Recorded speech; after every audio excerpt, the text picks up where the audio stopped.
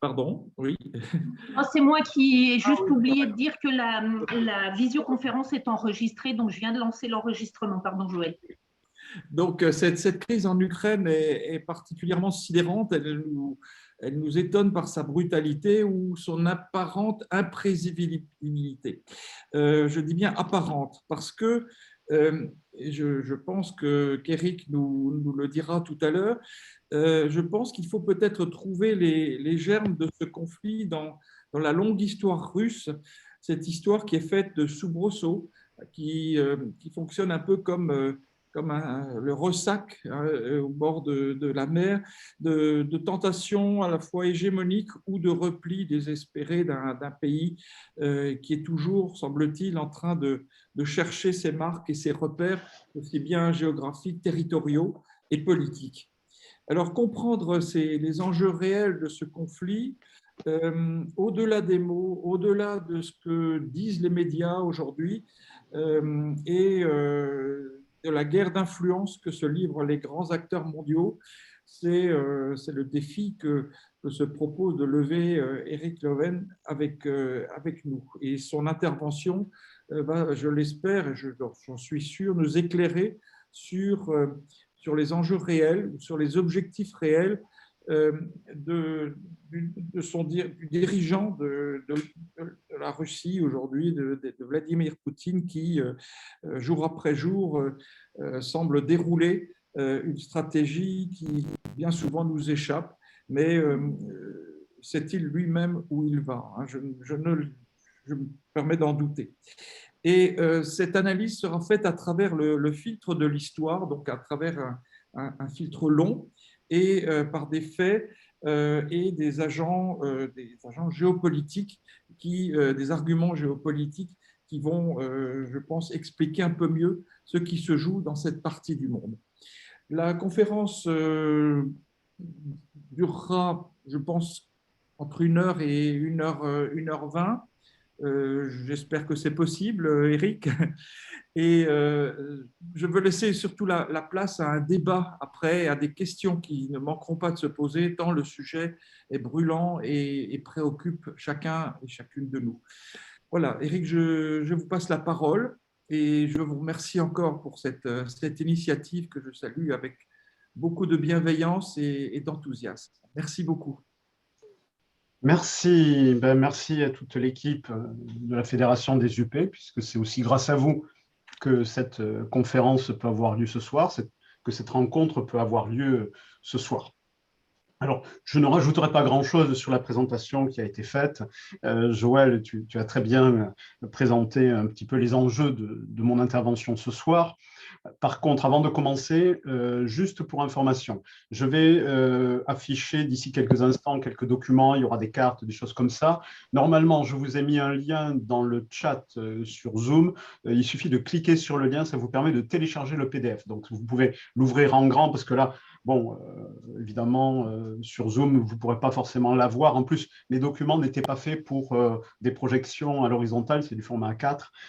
Voilà, donc je vous invite à cliquer sur le lien et à télécharger de votre côté le document. Il y a notamment le plan de mon intervention, il y a toute une série de dates, ça m'évitera de préciser certaines choses. Voilà, vous trouverez aussi une petite bibliographie. Ça aide, vous verrez, par rapport à ce type disons, de sujet. Voilà. Et si vous n'avez pas la possibilité de le télécharger, de toute façon, Sandra doit normalement vous le transmettre. Pour vous le transmettre, je lui ai envoyé. Voilà. Donc, c'est fait pour être diffusé en conséquence. Voilà. Donc, c'était juste une petite question technique avant de commencer. Donc, le sujet d'aujourd'hui que je vais traiter avec vous, très modestement, parce qu'il y aurait beaucoup de choses à dire par rapport à cette histoire longue, par rapport à ce temps long que je vais évoquer ce soir, disons que je vais essayer d'aller à l'essentiel. Donc, je m'excuse par avance des sujets que je ne vais pas aborder. Je ne vais pas aborder la question des opposants à Poutine et à sa politique en Russie. Donc, il y a des tas de choses que je n'aborderai pas. Je n'aborderai pas le cours militaire du conflit. Je n'aborderai pas voilà, ce genre de choses. Ce que je vais essayer modestement de vous apporter comme éclairage, ce sont quelques indications par rapport en fait, eh bien, à la géopolitique russe sur le temps long, ce qu'on peut appeler en fait la volonté impériale russe, qui est quelque chose en fait qui ne commence pas à notre époque, puisqu'en réalité, bah, ça se met en place au XVIIIe siècle. Et on peut considérer à ce niveau-là que ce que nous voyons aujourd'hui, en tout cas du point de vue autant russe qu'ukrainien, c'est-à-dire autant la volonté pour les Ukrainiens de pouvoir être une nation indépendante, un État indépendant, voilà, autant la Russie d'annexer ses territoires, eh bien, ça n'a pas commencé en 2022, c'est quelque chose qui remonte à une histoire beaucoup plus ancienne, puisqu'elle a plus de 3 siècles derrière elle. Voilà. Donc, je tenais à le préciser aussi avant de commencer. Et dernier petit point, en fait, par rapport aussi à, disons, le traitement que je vous propose, c'est important que je le précise avant de commencer, c'est le fameux d'où je parle, comme on dit parfois quand on fait certaines présentations. En fait, moi, mon travail, une grande partie de mon travail, depuis maintenant à peu près un peu plus une quinzaine, 16 ans à peu près, est un travail sur l'histoire des révolutions, sur l'histoire, donc dans le temps long, des mouvements de résistance et sur l'histoire des révolutions. Quand je dis révolution, c'est au sens politique. Et donc, quand ce conflit est intervenu, quand cette guerre contre l'Ukraine a été déclenchée par Poutine, donc ça, c'était donc 24 février de cette année, bon, a priori, moi, je ne travaillais pas du tout sur la question de l'Ukraine.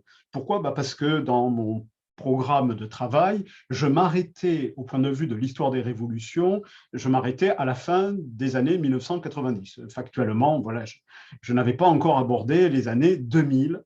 Donc, je n'avais pas encore abordé ce qu'on appelle la révolution orange qui va intervenir en 2004 en Ukraine, ni la révolution de Maïdan en 2014. Donc, quand le conflit est intervenu, je me disais, bon, ben, l'Ukraine contemporaine, bon, je n'ai pas de compétences particulières. Et puis, en repensant finalement à un certain nombre de cours que je donne, je me suis rendu compte que, ah mais si, en fait, il y a quelque chose qui pouvait, disons, concerner ce conflit, c'est que dans justement cette histoire de révolution, dans le cas de cette histoire des révolutions et des mouvements de résistance, eh bien, je croise régulièrement depuis le XVIIIe siècle le monde russe, la Russie des tsars, la Russie de l'URSS aussi. Donc, c'est pour ça qu'en faisant une sorte de checklist de tous mes cours qui portaient sur la Russie, eh bien, je me suis rendu compte que ce soit depuis le partage de la Pologne au XVIIIe siècle, voilà, où évidemment il y aura la Russie, mais aussi la Prusse et l'Autriche, sans même parler de toutes les révolutions polonaises au XIXe siècle, sans parler des mouvements révolutionnaires du côté de la Russie même, que ce soit en 1825, que ce soit en 1905, 1917, voilà, sans même parler de cours que j'avais sur la fin de l'URSS, c'est-à-dire l'écroulement de l'URSS, eh bien, je me suis rendu compte que voilà, j'avais une somme considérable de sujets à disposition qui parlaient de la politique, non pas intérieure, mais d'abord de la politique extérieure russe, que ce soit à Budapest en 1956, que ce soit du côté de la Tchécoslovaquie lors du printemps de Prague en 1968, etc., etc. Donc, c'est pour ça que le sujet que je vais vous proposer ce soir, même si au départ, voilà, je ne travaille pas sur la Russie, il m'a suffi en quelque sorte d'aller collecter un petit peu toute cette matière que j'avais à ma disposition, que ce soit, comme je vous l'ai dit, dans le cas de l'histoire des mouvements de résistance, comme par exemple la mutinerie du Potemkin pour parler de la Russie, de l'Ukraine et d'Odessa, voilà, ou des mouvements anarchistes en Russie aussi. Voilà. Donc, c'est pour ça que le sujet que je vais vous proposer aujourd'hui ne porte pas sur l'Ukraine d'abord, mais vraiment sur cette vision historique, cette vision politique qui anime le monde russe, qui anime la politique russe depuis 3 siècles. Donc voilà, je tenais à le dire avant de commencer pour que vous ayez aussi un petit peu d'informations pour contextualiser ce que je vais vous dire. Alors, d'un point de vue pratique, je vais commencer le partage d'écran. Donc, je vais vous demander une petite seconde. Voilà, que je ne me trompe pas de document. Voilà, donc normalement, vous devez voir voilà, un petit peu le plan général, en tout cas la première partie de mon intervention. En fait, je vais vous proposer une intervention en 3 parties. Il va y avoir tout d'abord une première partie qui va parler en fait de la Russie de Poutine, c'est-à-dire la partie consacrée à la guerre contre l'Ukraine. Ensuite, le grand 2, ce seront quelques données qu'il faut préciser par rapport à l'Ukraine, notamment pour contrer la propagande poutinienne, la propagande russe. Et ensuite, j'aborderai, ce sera le grand 3, la volonté impériale russe qui est à l'origine de cette guerre, mais pas seulement, puisqu'en fait, c'est cette volonté impériale russe que Vladimir Poutine a remis en avant, puisqu'il a voulu restaurer la grandeur de la Russie, la grande Russie et finalement l'Empire russe. C'est en fait cette même volonté que l'on a depuis la guerre de Tchétchénie, c'est-à-dire depuis 1999 pour la deuxième guerre de Tchétchénie. Donc on passe du côté de l'Ukraine, on passe du côté voilà, de toute une série d'autres conflits, bien avant notre guerre là du côté de l'Ukraine, puisque de toute façon, c'était déjà en 2008 les premières opérations militaires contre l'Ukraine avec la prise de la Crimée et avec le conflit sécessionniste du côté du Donbass. C'est pour ça qu'effectivement, comme ça a été dit tout à l'heure avant qu'on commence, cette guerre était parfaitement, en tout cas pour les spécialistes, prévisible, parce qu'en réalité, en grande partie, elle était déjà engagée. Ce n'est qu'une nouvelle phase qui a commencé lors donc de ce mois de février 2022.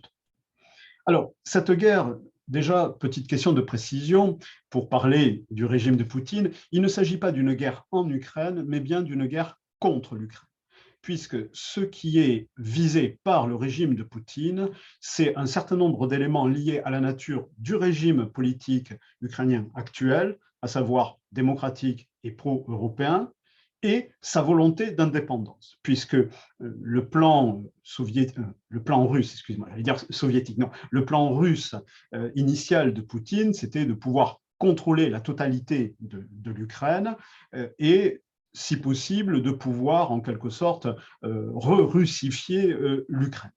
Donc, c'est pour ça que cette guerre n'est pas une simple guerre en Ukraine, mais c'est bien une guerre contre l'Ukraine, à la fois comme État indépendant, comme nation indépendante, et comme peuple se sentant différent de la Russie, ne se définissant pas dans l'identité russe. Ce qui, évidemment, du côté russe, du côté de Poutine et en fait des idéologues du régime de Poutine, est totalement inadmissible et quelque chose qui, pour eux, est ce principe d'autonomie de l'Ukraine, à la fois politique, mais on pourrait même parler religieux avec la constitution d'un patriarcat autonome à Kiev, qui a été considéré par donc l'Église orthodoxe russe comme une sorte de guerre de religion. En tout cas, pour eux, c'est un mobile qui rentre dans cette catégorie-là. Donc, nous sommes bien devant une guerre contre l'Ukraine et qui, vous le voyez au point de vue des événements, je l'avais déjà annoncé, puisque cette conférence, ça doit être la 8e fois que je la fais, ainsi que d'autres en plus. Clairement, là, nous sommes dans des logiques où il y aura, puisque Poutine s'est rendu compte qu'il ne peut pas contrôler les territoires, il y aura, dès qu'il pourra contrôler des territoires, un processus d'épuration ethnique qui va être engagé pour éliminer au maximum les populations ukrainiennes, pour pouvoir en fait, finalement, ensuite, pouvoir les annexer plus facilement en éliminant toute leur population, on va dire, non russe, ou en tout cas refusant de se ranger du côté de la Russie. Cette guerre aussi contre l'Ukraine, elle est liée à 2 grandes catégories de facteurs qu'il est important de distinguer.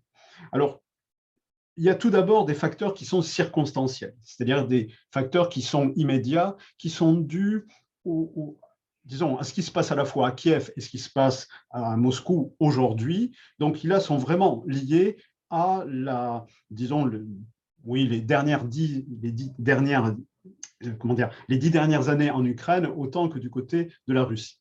Donc, tout d'abord, nous avons du côté de ces facteurs circonstanciels, c'est-à-dire immédiats, liés à un contexte bien particulier, la volonté démocratique de l'Ukraine.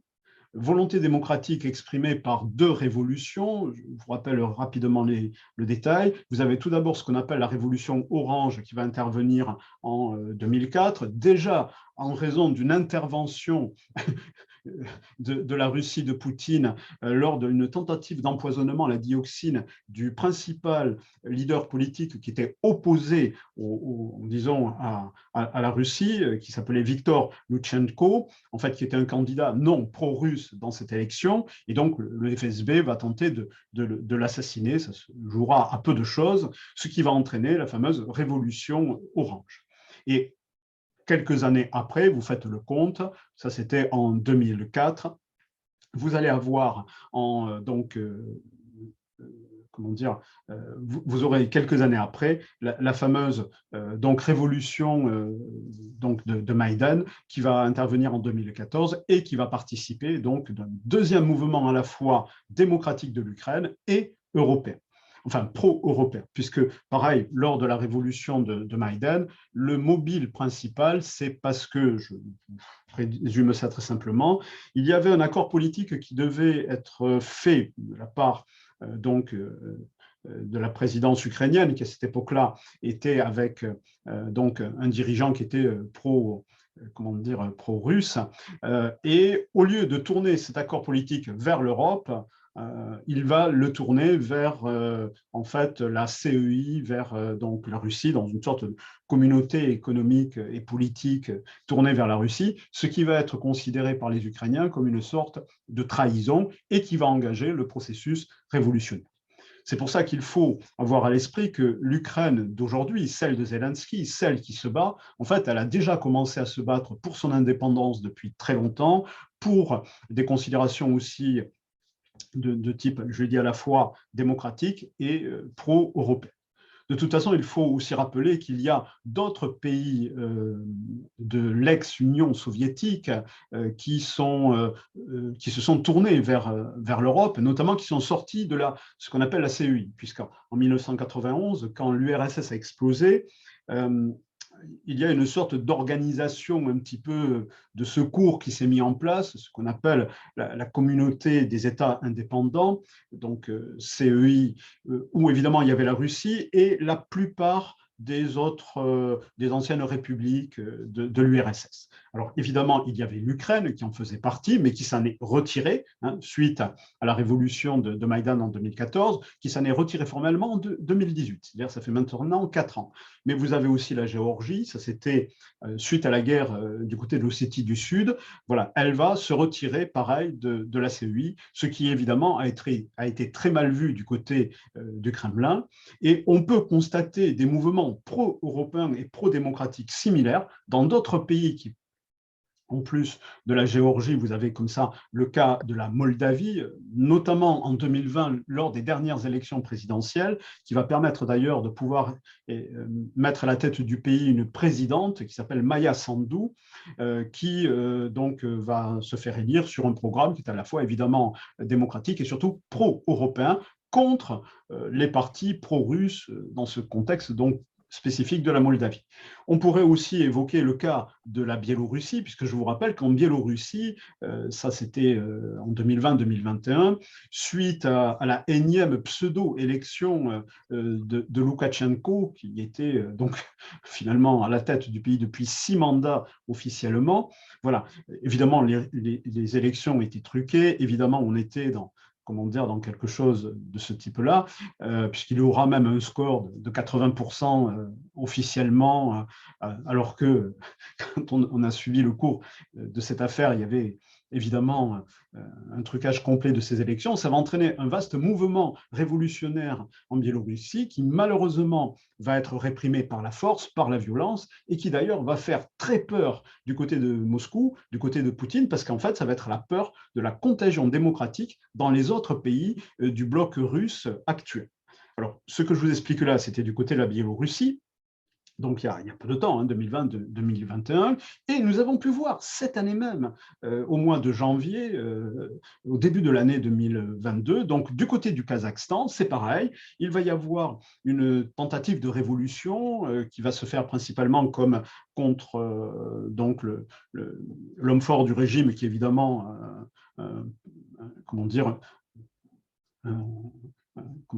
un soutien de Poutine et qui a le soutien évidemment de Poutine, qui s'appelle Nazarbayev.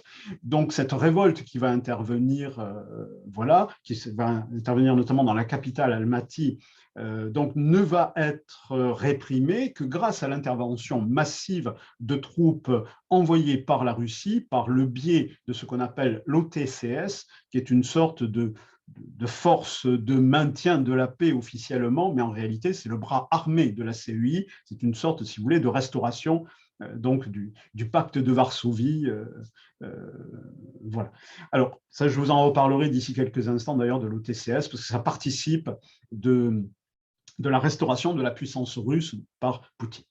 Donc, quand vous associez ces volontés démocratiques dans un pays comme l'Ukraine, son orientation européenne, pro-européenne, qu'il y a du côté de Poutine la peur de la contagion démocratique dans les pays du bloc russe, comme il a la peur de cette même contagion démocratique en Russie, c'est-à-dire dans son propre pays, à cela, vous devez aussi ajouter que la Russie contemporaine de Poutine, elle a besoin de l'Ukraine.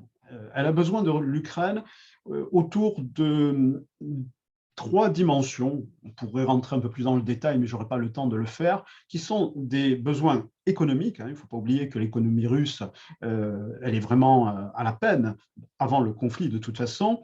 Or, l'Ukraine, c'est quand même un foyer, enfin, avant que Poutine ne détruise tout, c'était quand même un pays avec de fortes industries, un fort développement économique au prorata de son territoire comparé à la Russie. D'ailleurs, même démographiquement, il faut savoir que la Russie est un des rares pays de par le monde où il y a un déclin démographique. La Russie, sur une période de quelques années, depuis la fin de l'URSS, elle a perdu pratiquement 10 millions, un peu moins, ça fluctue un petit peu, mais c'est une baisse démographique très importante, parce qu'il y a beaucoup de gens qui quittent, évidemment, et je ne parle pas des pays qui ont pris leur indépendance, je parle vraiment là de la Russie. Or, pour Poutine, l'Ukraine, sur le papier, c'était 44 millions d'habitants, et donc, en plus des gens souvent avec un bon niveau de formation, des ingénieurs, des informaticiens, comme on le voit dans cette guerre.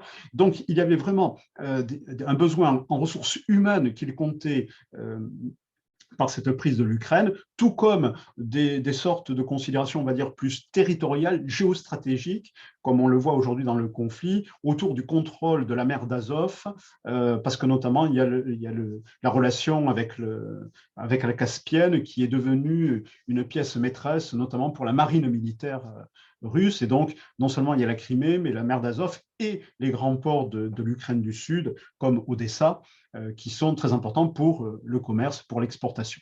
Et comme en plus l'Ukraine est un pays céréalier très important, le contrôle du blé, le contrôle de ses ressources agricoles est un moyen de levier très important auquel Poutine, disons, voudrait un petit peu accéder. Alors, il y en a déjà du côté de la Russie, mais parce qu'en contrôlant les céréales de l'Ukraine, c'est un levier de pouvoir en politique étrangère du côté de tous les pays du restant du monde qui ont besoin, comme les pays du Maghreb, comme l'Égypte, de ces ressources agricoles pour leur propre nourriture, parce qu'ils ne sont pas autosuffisants en termes de leur propre production agricole. Donc il y a aussi du côté de l'or, en quelque sorte, de l'or de l'Ukraine, c'est-à-dire le blé ou ses productions agricoles, vraiment des ambitions géostratégiques de la part de la Russie, parce que ça leur permettrait d'avoir un levier de pression aussi important, voire même plus dans certains cas, que les hydrocarbures, comme on le voit, puisque ça leur permet quasiment de dicter, j'ai envie de dire, leur politique, ou en tout cas de neutraliser toutes les grandes volontés de résistance que certains pays, comme l'Allemagne, sans cela, auraient s'ils n'étaient pas dépendants des hydrocarbures russes. À ces facteurs circonstanciels se rajoutent des facteurs profonds qui, eux, sont structurels et qui n'ont rien à voir avec le régime de Poutine en tant que tel. Alors, bien sûr, ils ont à voir avec Poutine parce que Poutine va les mettre en avant, mais ils existent avant, indépendamment, et à la limite, on n'aurait eu ni Zelensky, ni Poutine, ni l'Ukraine dans ce qu'elle est aujourd'hui, on les aurait eu de toute façon. Ces facteurs profonds, structurels, en fait, là, on est du côté du temps long, du côté d'une sorte de vision historique russe. Ce que je vous explique, c'est le point de vue de la Russie quant à l'Ukraine.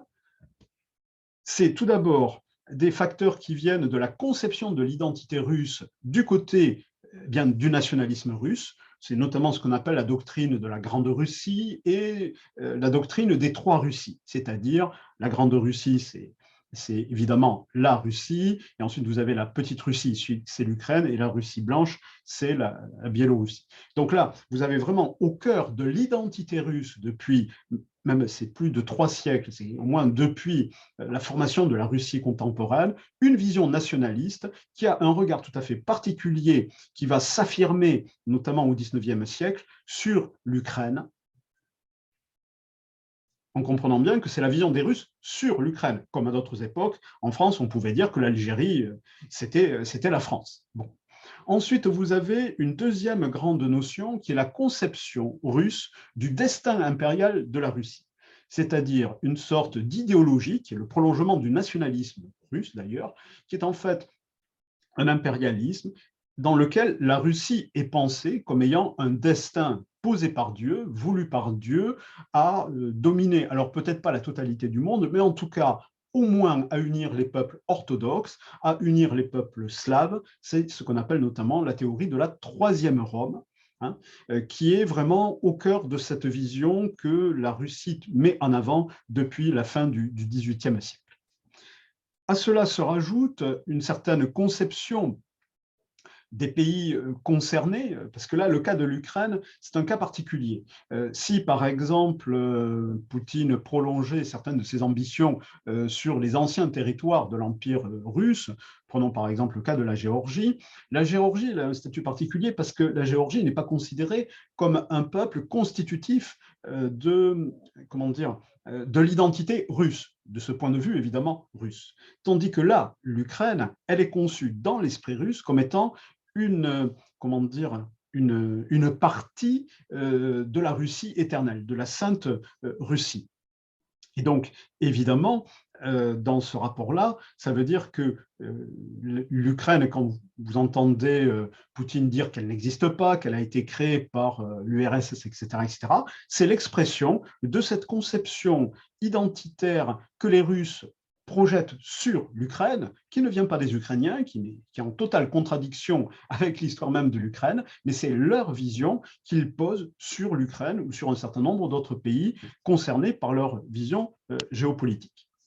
Et ensuite, il y a un fait très important, c'est le fait, dans cette vision structurelle, c'est la conception russe des démocraties occidentales, qui, du point de vue, alors ce n'est pas nouveau d'ailleurs, hein, mais du côté de Poutine, ce sont des pays faibles, décadents, touchés par l'immoralité et l'homosexualité, parce que ça participe de la vision que la Russie développe depuis maintenant une vingtaine d'années sur les pays sur les démocraties occidentales, ce qui fait qu'à chaque fois que Poutine dialogue, discute avec des Occidentaux, c'est de l'esbrouf.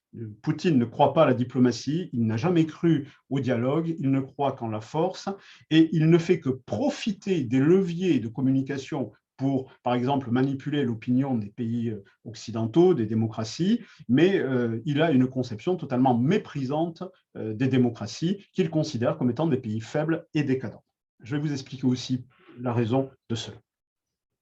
Donc, ce qui fait que quand vous associez ces facteurs circonstanciels et ces facteurs profonds, vous comprenez pourquoi, en fait, en partie, cette guerre va se déclencher, en ayant aussi à l'esprit que Poutine, depuis 2000, ou même plus précisément depuis 1999, c'est-à-dire depuis le début de la deuxième guerre de Tchétchénie, c'est là où il avait dit qu'il irait buter les Tchétchènes jusque dans les toilettes, voilà, eh bien, depuis ce temps-là, Poutine a tout fait pour reconstituer, non pas un bloc soviétique, puisque là, l'URSS n'existe pas et ce n'est pas son modèle, hein, en tant que tel, l'URSS Poutine, mais de reconstituer un bloc russe, c'est-à-dire de reconstituer le noyau central des pays qu'il considère comme étant russes, c'est-à-dire justement la Russie, l'Ukraine et la Biélorussie, et de fédérer derrière lui l'ensemble des anciens pays passés qui relevaient de la domination russe, qui aujourd'hui sont formellement indépendants,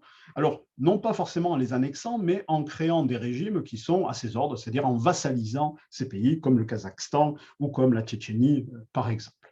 Donc c'est pour ça que ce bloc russe, ça va être évidemment la Russie proprement dite, c'est-à-dire la Fédération de Russie, plus tous les pays qui vont passer sous la domination russe. Domination qui peut être une annexion territoriale pure et simple, comme la Crimée, ou qui peut passer par des régimes satellites. Et c'est là où d'ailleurs Poutine a revisiter totalement la communauté des États indépendants qui avait été créée en 1991 pour le reconstituer comme étant une sorte désormais de bloc russe comportant le Bélarus, l'Arménie, l'Azerbaïdjan, le Kazakhstan, le Kirghizistan, je crois qu'il y a encore l'Ouzbékistan et le Tadjikistan, si j'en oublie pas, je m'excuse, voilà.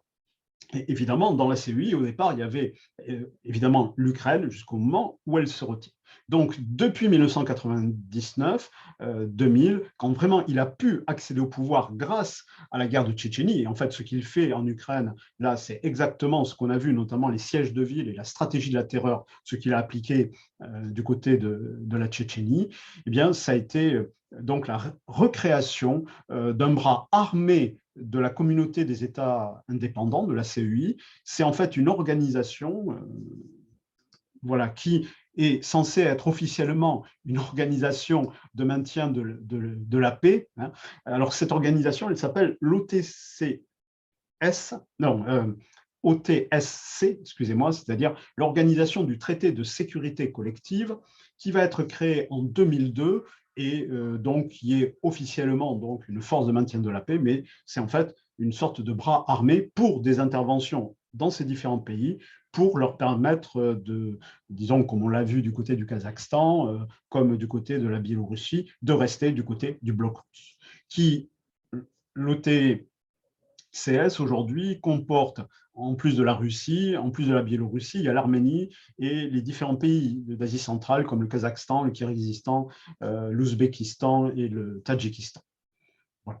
Donc c'est pour ça que depuis ce temps-là, Poutine a remis en avant un régime qui est un régime, évidemment, qui est une dictature, hein, permettez-moi d'appeler un chat, qui est en fait un régime nationaliste panslaviste, c'est-à-dire qui repose donc sur une conception qui est une conception nationaliste russe, à la fois politique et religieuse, c'est-à-dire liée à l'orthodoxie, avec ce qu'on appelle une orientation slavophile, c'est-à-dire qui considère qu'il y a une supériorité du monde slave et un rejet de tout ce qui vient de l'étranger. Et quand je dis tout ce qui vient de l'étranger, c'est les idées, les mœurs, voilà. Alors ça, c'est une vieille opposition qui commence déjà à l'époque de Pierre le Grand quand il veut moderniser la Russie. Et en fait, ce mouvement slavophile, il va se renforcer au XIXe siècle pour devenir un mouvement idéologique, une sorte d'idéologie de la Russie traditionnelle, éternelle, qui oppose les principes de l'âme slave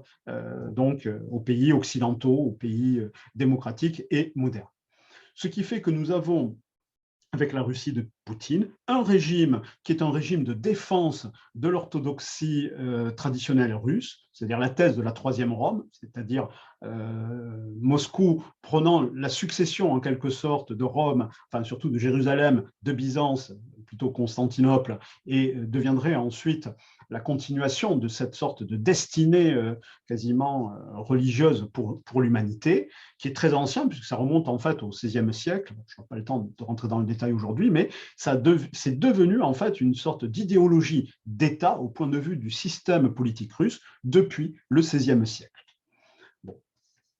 Et à côté de cela, eh bien, vous avez tout un ensemble donc de conceptions qui sont sur l'idée d'un pouvoir autocratique qui s'oppose à la notion de démocratie, parce que dans la conception du nationalisme russe, hein, de l'impérialisme nationaliste russe, la nature du régime politique est censée être autocratique parce qu'il est considéré comme étant l'incarnation de la nation et fondé en plus sur un État centralisé, dominé par un homme fort, par une sorte, en quelque sorte, sur le modèle du tsar, puis de Staline, et là, de Poutine. Ce qui fait que dans l'opinion publique russe, dans l'immense majorité, eh bien, Poutine est acclamé dans cette perspective-là d'autocrate, qui est un élément constitutif du nationalisme russe dans la manière de se penser dans l'identité russe.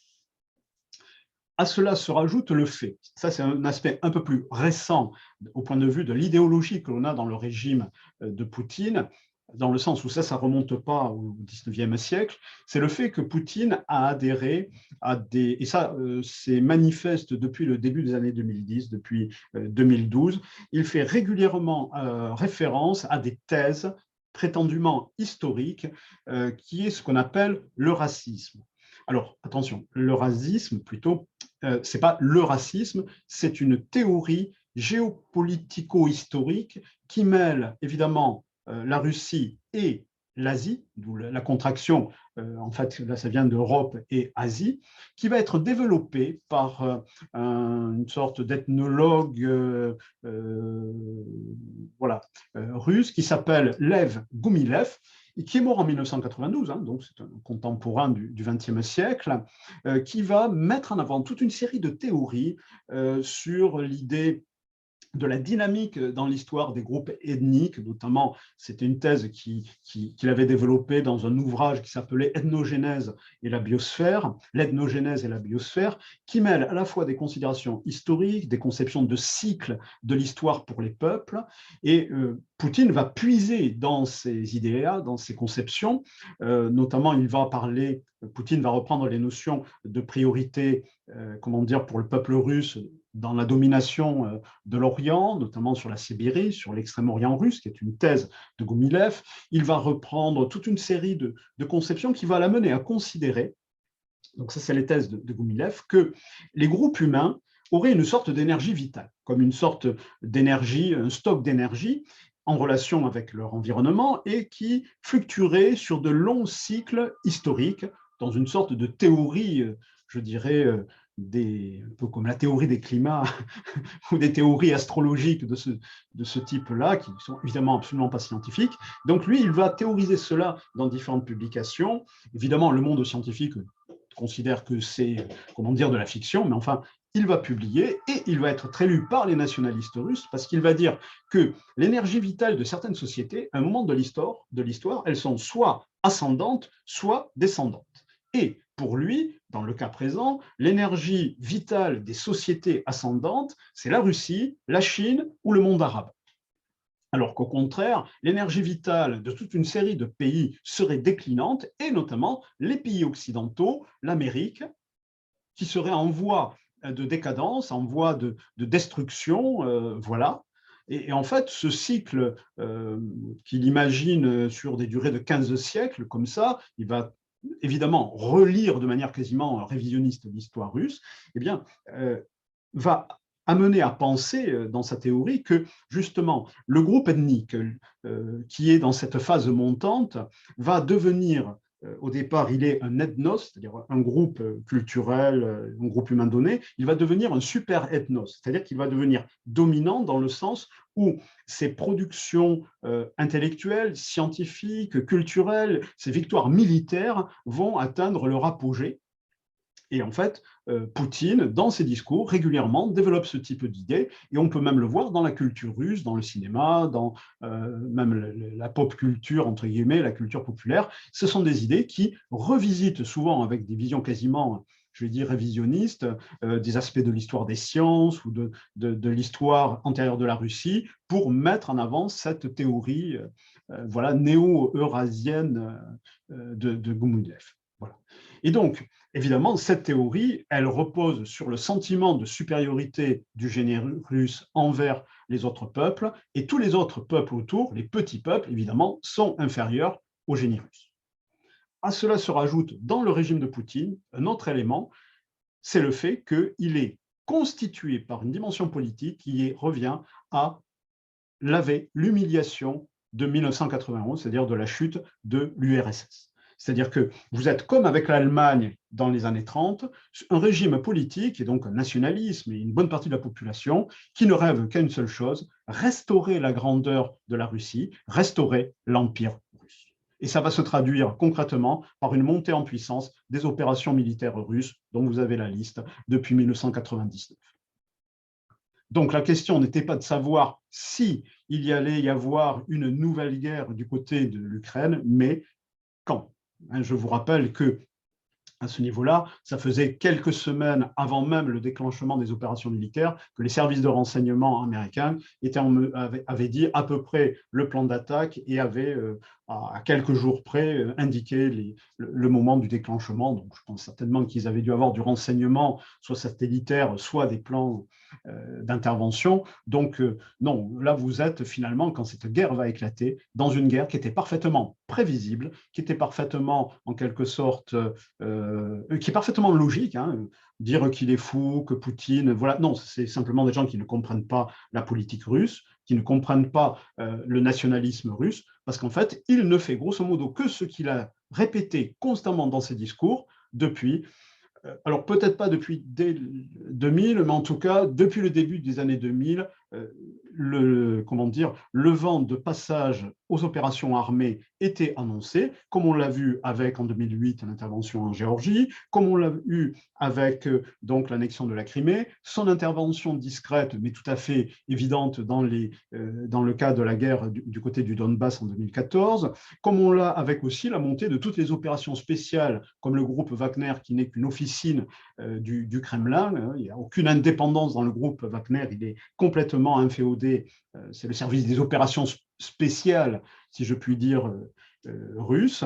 Et vous avez évidemment toute l'opération en Syrie que tout le monde a vue, l'intervention du côté de la Syrie depuis 2015, qui s'inscrit dans toute cette montée en puissance des opérations militaires.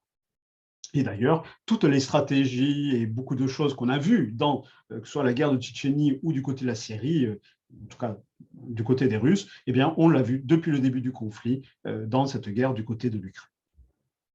Donc voilà pour cette première partie, pour comment dire, présenter un petit peu cette vision politique que l'on a du côté de Moscou. Ensuite, nous avons le cas de l'Ukraine. Alors, l'Ukraine, comme pays, c'est un pays qui a une longue histoire, tout aussi longue que l'histoire de la Russie, mais eh ben, je vais le dire dès le départ, l'Ukraine, ce n'est pas la Russie, l'Ukraine n'a jamais été une partie de la Russie, l'Ukraine n'a jamais été un pays russe, l'Ukraine va être simplement un pays qui va être annexé dans l'Empire russe, exactement comme Napoléon avait créé des républiques, voilà, des républiques sœurs, que ce soit du côté de l'Italie ou dans d'autres cas, mais non, l'Ukraine a une autonomie historique, politique, linguistique, religieuse.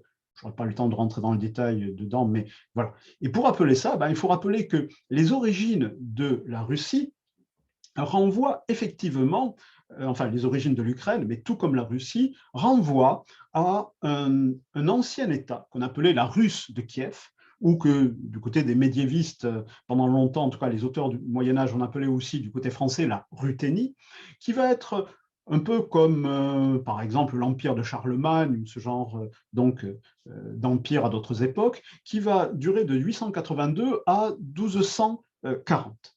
En fait, ce n'était pas, si vous voulez, un empire tel qu'on l'entend, c'était au départ évidemment une entité politique qui va d'ailleurs se constituer à la base du côté de Kiev, ça c'est exact, mais la Russe de Kiev, elle n'est pas plus ukrainienne qu'elle n'est russe.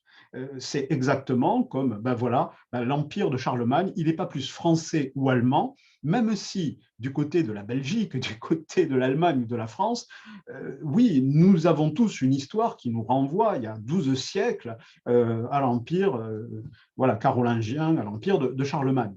Mais dans ce sens-là, ça ne veut pas dire que la France d'aujourd'hui, la Belgique ou l'Allemagne sont donc une sorte de continuation simple et linéaire de l'Empire de Charlemagne.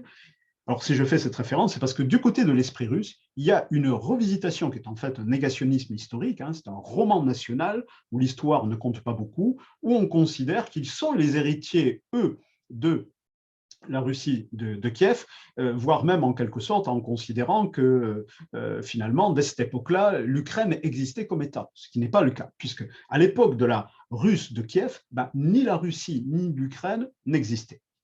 En fait, la Russe de Kiev, là je vous renvoie un petit peu aux cartes que vous avez, alors je vais avancer au point de vue de mes documents. Voilà, c'est le document numéro 1. Ce que vous avez là du côté de la Russe de Kiev, alors évidemment, elle était centrée sur Kiev comme capitale, en tout cas à un certain moment, mais ce n'était pas un État, c'était un ensemble de principautés qui vont se fonder, qui vont passer leur temps sans entre-déchirer d'ailleurs, mais toutes les régions au sud de Kiev n'en faisaient pas partie, c'est-à-dire toutes les régions comprises entre en quelque sorte le Dniepr jusque donc au Donbass aujourd'hui, on pourrait parler comment dire, jusque, vous l'avez marqué comme fleuve, le Dniestre, là en bas, voilà, n'appartenait ni à la Russie ni à l'Ukraine, c'était d'autres types d'États avec d'autres populations. Sauf que dans l'imaginaire russe, ils vivent cela comme étant en quelque sorte, l'ancêtre commun du monde slave, en pensant évidemment que c'est eux qui en sont les héritiers.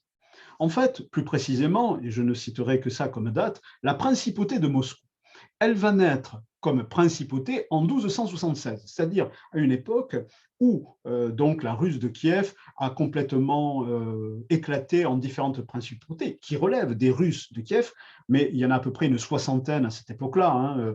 En 1224, par exemple, il y a plus de 64 principautés plus ou moins indépendantes, plus ou moins éphémères, qui passent leur temps à se battre, à se combattre. Voilà. Alors évidemment, le trône de Kiev, c'est le plus important, mais voilà, ce n'est pas la seule grande dynastie, vous avez Novgorod, voilà. Mais à cette époque-là, Moscou, c'est encore pas grand-chose, puisque là, il faudra attendre le XIIIe siècle pour que la principauté de Moscou se constitue véritablement et commence sa propre histoire de son côté. Mais pendant ce temps-là, tous les territoires de l'Ukraine actuelle, ils ne sont pas russes, ils ne sont pas peuplés par des Russes.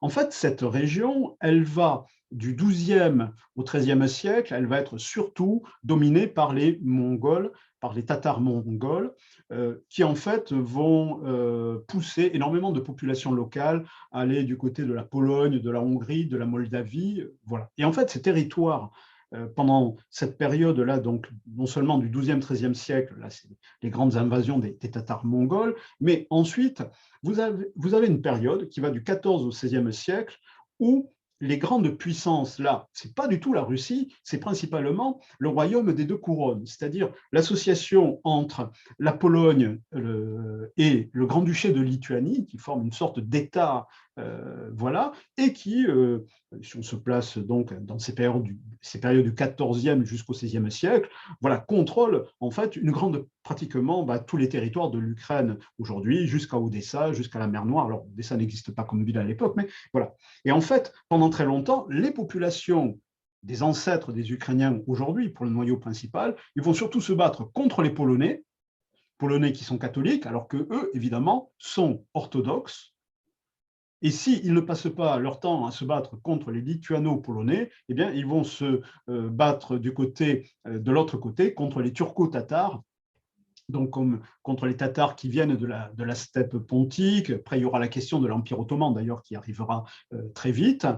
Et dans ces régions partagées régulièrement entre que ce soit donc le royaume de Pologne ou parfois, comme je dis, il y aura donc les Tatars de Crimée, le Khanat de Crimée, des choses comme ça. Bon, à cette époque-là, il n'y a pas encore non plus d'État ukrainien.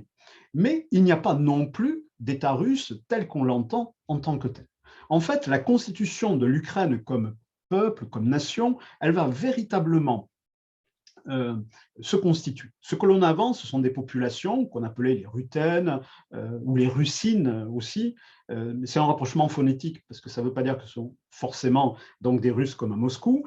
Et en même temps, sur le territoire, vous avez des Polonais, des Moldaves, des Allemands, des Arméniens, vous avez des Juifs, enfin voilà. Et il y a évidemment des Russes parce que les territoires n'avaient pas de frontières. Donc tout ça, ça s'entrepénètre. Voilà.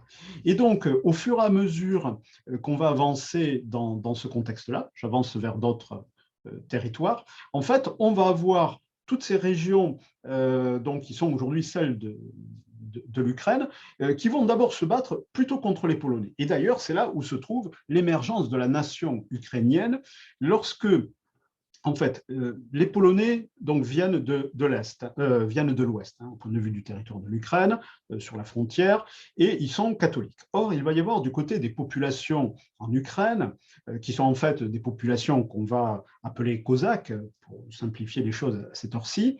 Voilà, ils vont, eux, rester orthodoxes, et notamment, parce qu'aussi une partie de leur noblesse se tournent vers la Pologne, ce catholicisme, mais eux sont plutôt dans une opposition, une forme de résistance qui va devenir une résistance armée politique, puisqu'il va y avoir une grande révolution, une sorte de grande révolte paysanne antiféodale au XVIIe siècle, qui va intervenir en 1648-1654, qui va permettre de créer une sorte, pour ces populations donc ukrainiennes, mais qui n'ont pas encore ce nom-là, une sorte d'émancipation du pouvoir lituanien du côté de l'Ukraine centrale et de constituer un État autonome constitué par des Cosaques. C'est ce qu'on appelle l'Hetmanat cosaque, qui va être donc le premier État ukrainien tel qu'on peut le considérer, dirigé par des Cosaques. Alors, le terme Hetmanat, ça vient de Hetman, qui veut dire chef. Et une des caractéristiques d'ailleurs des populations ukrainiennes, là, des Cosaques, c'est qu'ils n'ont jamais eu de roi, ils n'ont jamais eu d'empereur, ce sont toujours des chefs qui sont élus. Et là, déjà, vous avez un des éléments culturels qui opposent les Ukrainiens aux Russes. La Russie s'est toujours constituée sur le modèle politique de l'autocratie. L'Ukraine, c'est des assemblées. La Rada, qui est le nom du Parlement ukrainien aujourd'hui, il est créé dès cette époque-là. Et en fait, l'Hetmanat cosaque, qui va correspondre, alors j'avance un petit peu dans vos documents, voilà, je passe un petit peu quelques cartes que vous aurez le temps de regarder un peu plus. Après, voilà, je vais sur cette carte. Le premier Hetmanat cosaque, donc notamment qui inclut Kiev, vous l'avez sur la carte, il est en vert sombre. Voilà. Alors, il y a d'autres populations cosaques aussi, mais là, nous parlons bien du premier Hetmanat cosaque qui va se constituer.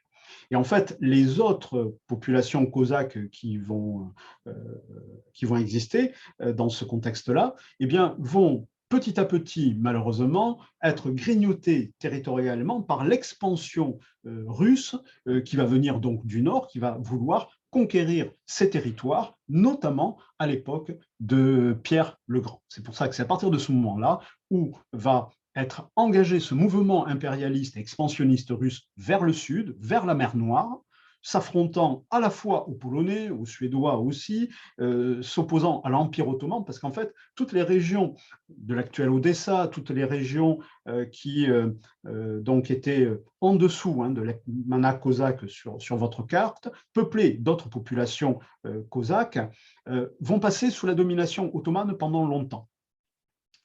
Voilà. Ce qui fait que, oui, la Russie va mettre un pied dans ces territoires, mais pas parce que c'était des Russes, mais parce qu'ils vont petit à petit annexer ces territoires, ils vont grignoter petit à petit ces territoires, d'abord au XVIIIe siècle, en mettant la main au début du XVIIIe siècle sur les Hetmanat cosaques, même s'ils leur accordaient beaucoup d'autonomie, et puis petit à petit, ils vont augmenter leur conquête de ces territoires. C'est pour ça qu'en fait, si on s'arrête là, au début du XVIIIe siècle, nous avons un ensemble de populations dans l'Ukraine actuelle, donc, qui sont donc des populations cosaques, les Cosaques Zaporog par exemple, ou l'Hetmanat cosaque, et qui ont des différences linguistiques, des différences culturelles très importantes, qui ont des différences même religieuses, parce que si certains sont orthodoxes, il n'y a pas que des orthodoxes, vous avez en fait des églises uniates, c'est-à-dire une église gréco-catholique en Ukraine, vous avez aussi même une église catholique de rite latin, en fait vous avez même des protestants du côté évidemment de l'ouest de l'Ukraine. Donc même au point de vue religieux, l'Ukraine n'a pas l'unité sur l'orthodoxie, la Russie, parce qu'en fait, ce qui va se passer, c'est qu'une partie des orthodoxes du côté de l'Ukraine, en fait, au XVIIe siècle, vont se rapprocher de Rome. C'est-à-dire qu'il va y avoir, notamment lors de l'Union de Brest, en 1595, l'Union de Brest, c'est une décision religieuse qui va venir du métropole de Kiev, qui va se placer sous la juridiction de Rome. Voilà. Donc, ce qui fait qu'à partir de ce moment-là, il y a, alors j'ai dit Brest, c'est en fait Brest-Litovsk, il va y avoir un rapprochement d'une partie de ces églises orthodoxes avec l'église catholique. Ce qui fait qu'il y aura comme ça différentes unions. Donc, on a une église autocéphale de rite orthodoxe, de rite qui peut être grec catholique ou de rite oriental, mais rattaché à Rome et qui représente à peu près 10% dans le cadre de l'Ukraine aujourd'hui. Voilà. Sauf que, comme je vous l'expliquais, il va y avoir progressivement une conquête de ces territoires par la Russie. Tout d'abord, ça va être la conquête qui va se faire de la rive gauche du Dniepr. Donc, en fait, c'est l'Hetmanat cosaque qui va être d'abord annexé, voilà, même si au départ, il a une grande autonomie. Sauf que ce qui va se passer, c'est que, bon, je vais à l'essentiel, c'est sous Pierre le Grand qu'il est annexé, mais il avait une grande autonomie. Sauf que Catherine II de Russie, puisque c'est elle qui va être une des personnages politiques parmi les plus importants dans l'histoire de la Russie, qui va permettre l'annexion, la conquête des territoires de l'Ukraine, eh bien, elle va réduire petit à petit l'autonomie de l'Hetmanat cosaque, ce qui fait qu'elle va le supprimer au milieu du XVIIIe siècle, mais enfin, elle ne va pas le supprimer simplement par un trait de plume. Ils vont se battre, ils vont être défaits militairement, et ça permettra donc Catherine II de Russie, notamment c'est le prince Potemkin qui à cette époque-là combat contre les Ukrainiens, de pouvoir créer un territoire, une administration territoriale qu'on va appeler la petite Russie, notez bien, c'est à partir de ce moment-là où le terme rentre dans le vocabulaire russe.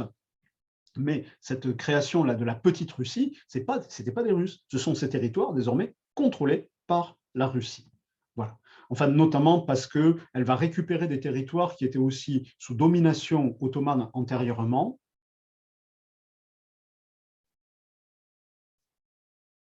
Donc, tout d'abord, l'Hetmanat cosaque, c'est le premier qui va être en quelque sorte absorbé par Moscou. Et ensuite, le deuxième, c'est la conquête de la rive droite du Dniepr, qui là va intervenir quelques années plus tard. C'est alors toujours lors de guerres, soit contre les Polonais et les Lituaniens, soit contre les Ottomans. Ce sont des territoires qu'à chaque fois, la Russie va pouvoir annexer. Et donc, c'est pour ça qu'il va y avoir d'ailleurs dans ces cadres-là de nombreuses révoltes cosaques contre cette domination russe. Mais voilà, à la fin des années 1700, voilà, l'ensemble de la rive droite de l'Ukraine est annexé à la Russie, dans le cadre notamment du second partage de la Pologne. Voilà. Et donc, cette avancée des Russes vers la mer Noire, eh bien, il va continuer, vous l'avez sur les cartes, puisqu'après avoir absorbé l'Hetmanat cosaque, il y a ensuite l'autre ensemble de populations cosaques qui sont en mauve sur votre carte, eh bien, il va y avoir une lutte contre les Ottomans pour les territoires qui sont en bordure de la mer d'Azov, pour la Crimée, pour les territoires actuellement là qui sont sur la Moldavie et sur la région d'Odessa, contre l'Empire ottoman. Et c'est au terme d'une nouvelle guerre qui va se faire contre l'Empire ottoman que donc, les Russes vont... alors, ils vont annexer quelques territoires et surtout, ils vont obtenir dans un premier temps de la part de l'Empire ottoman la reconnaissance de l'indépendance du Khanat de Crimée, donc là, qui était un Khanat tatar, sauf que quelques années après, 9 ans après, en 1783, ils vont l'annexer purement et simplement à ce moment-là.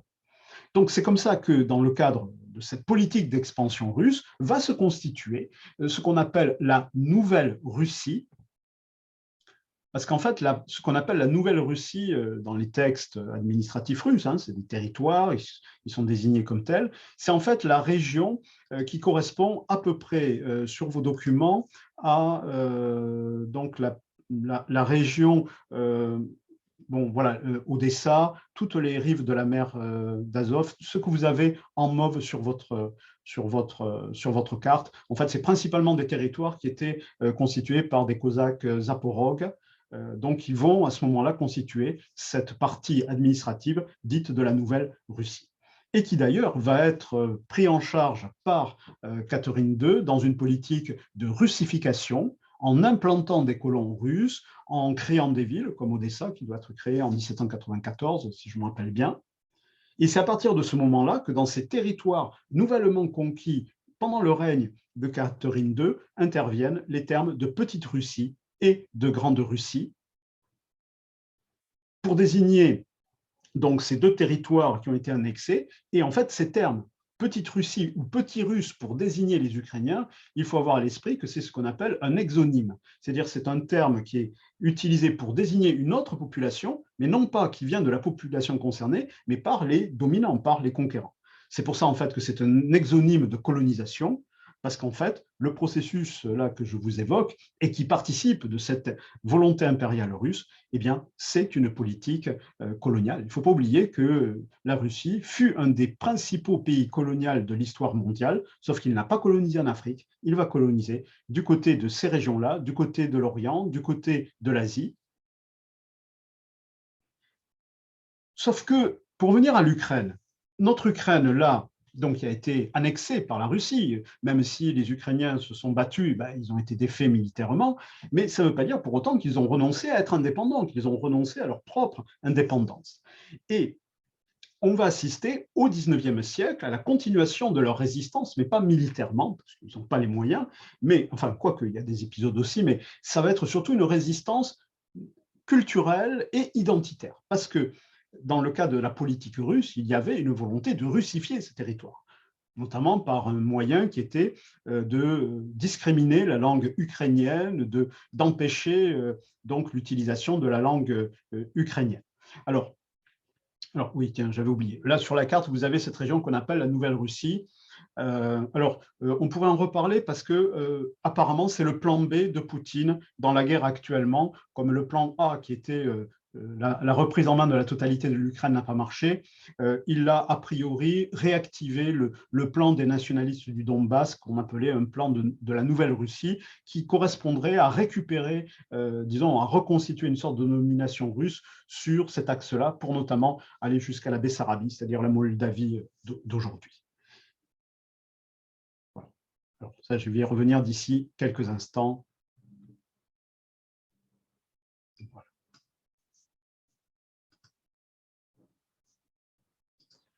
Alors, donc, du côté de l'Ukraine, ben, au XIXe siècle, comme en Europe, comme en Pologne, il y a ce qu'on appelle le printemps des peuples, eh bien, on va avoir des mouvements similaires en Ukraine, sauf qu'ils ne vont pas faire de révolution militaire véritablement, il ne va pas y avoir de véritables mouvements de ce type-là, mais il va y avoir une véritable renaissance nationale ukrainienne culturelle, c'est-à-dire qui va défendre la langue ukrainienne, qui va défendre les coutumes, et d'ailleurs, c'est là où, désormais, au lieu de se désigner par le terme de petit russe ou de petite Russie, par exemple, eh bien, ils vont employer le terme d'Ukraïna, c'est-à-dire, ça veut dire marche, au sens les marches de l'Empire, si vous voulez.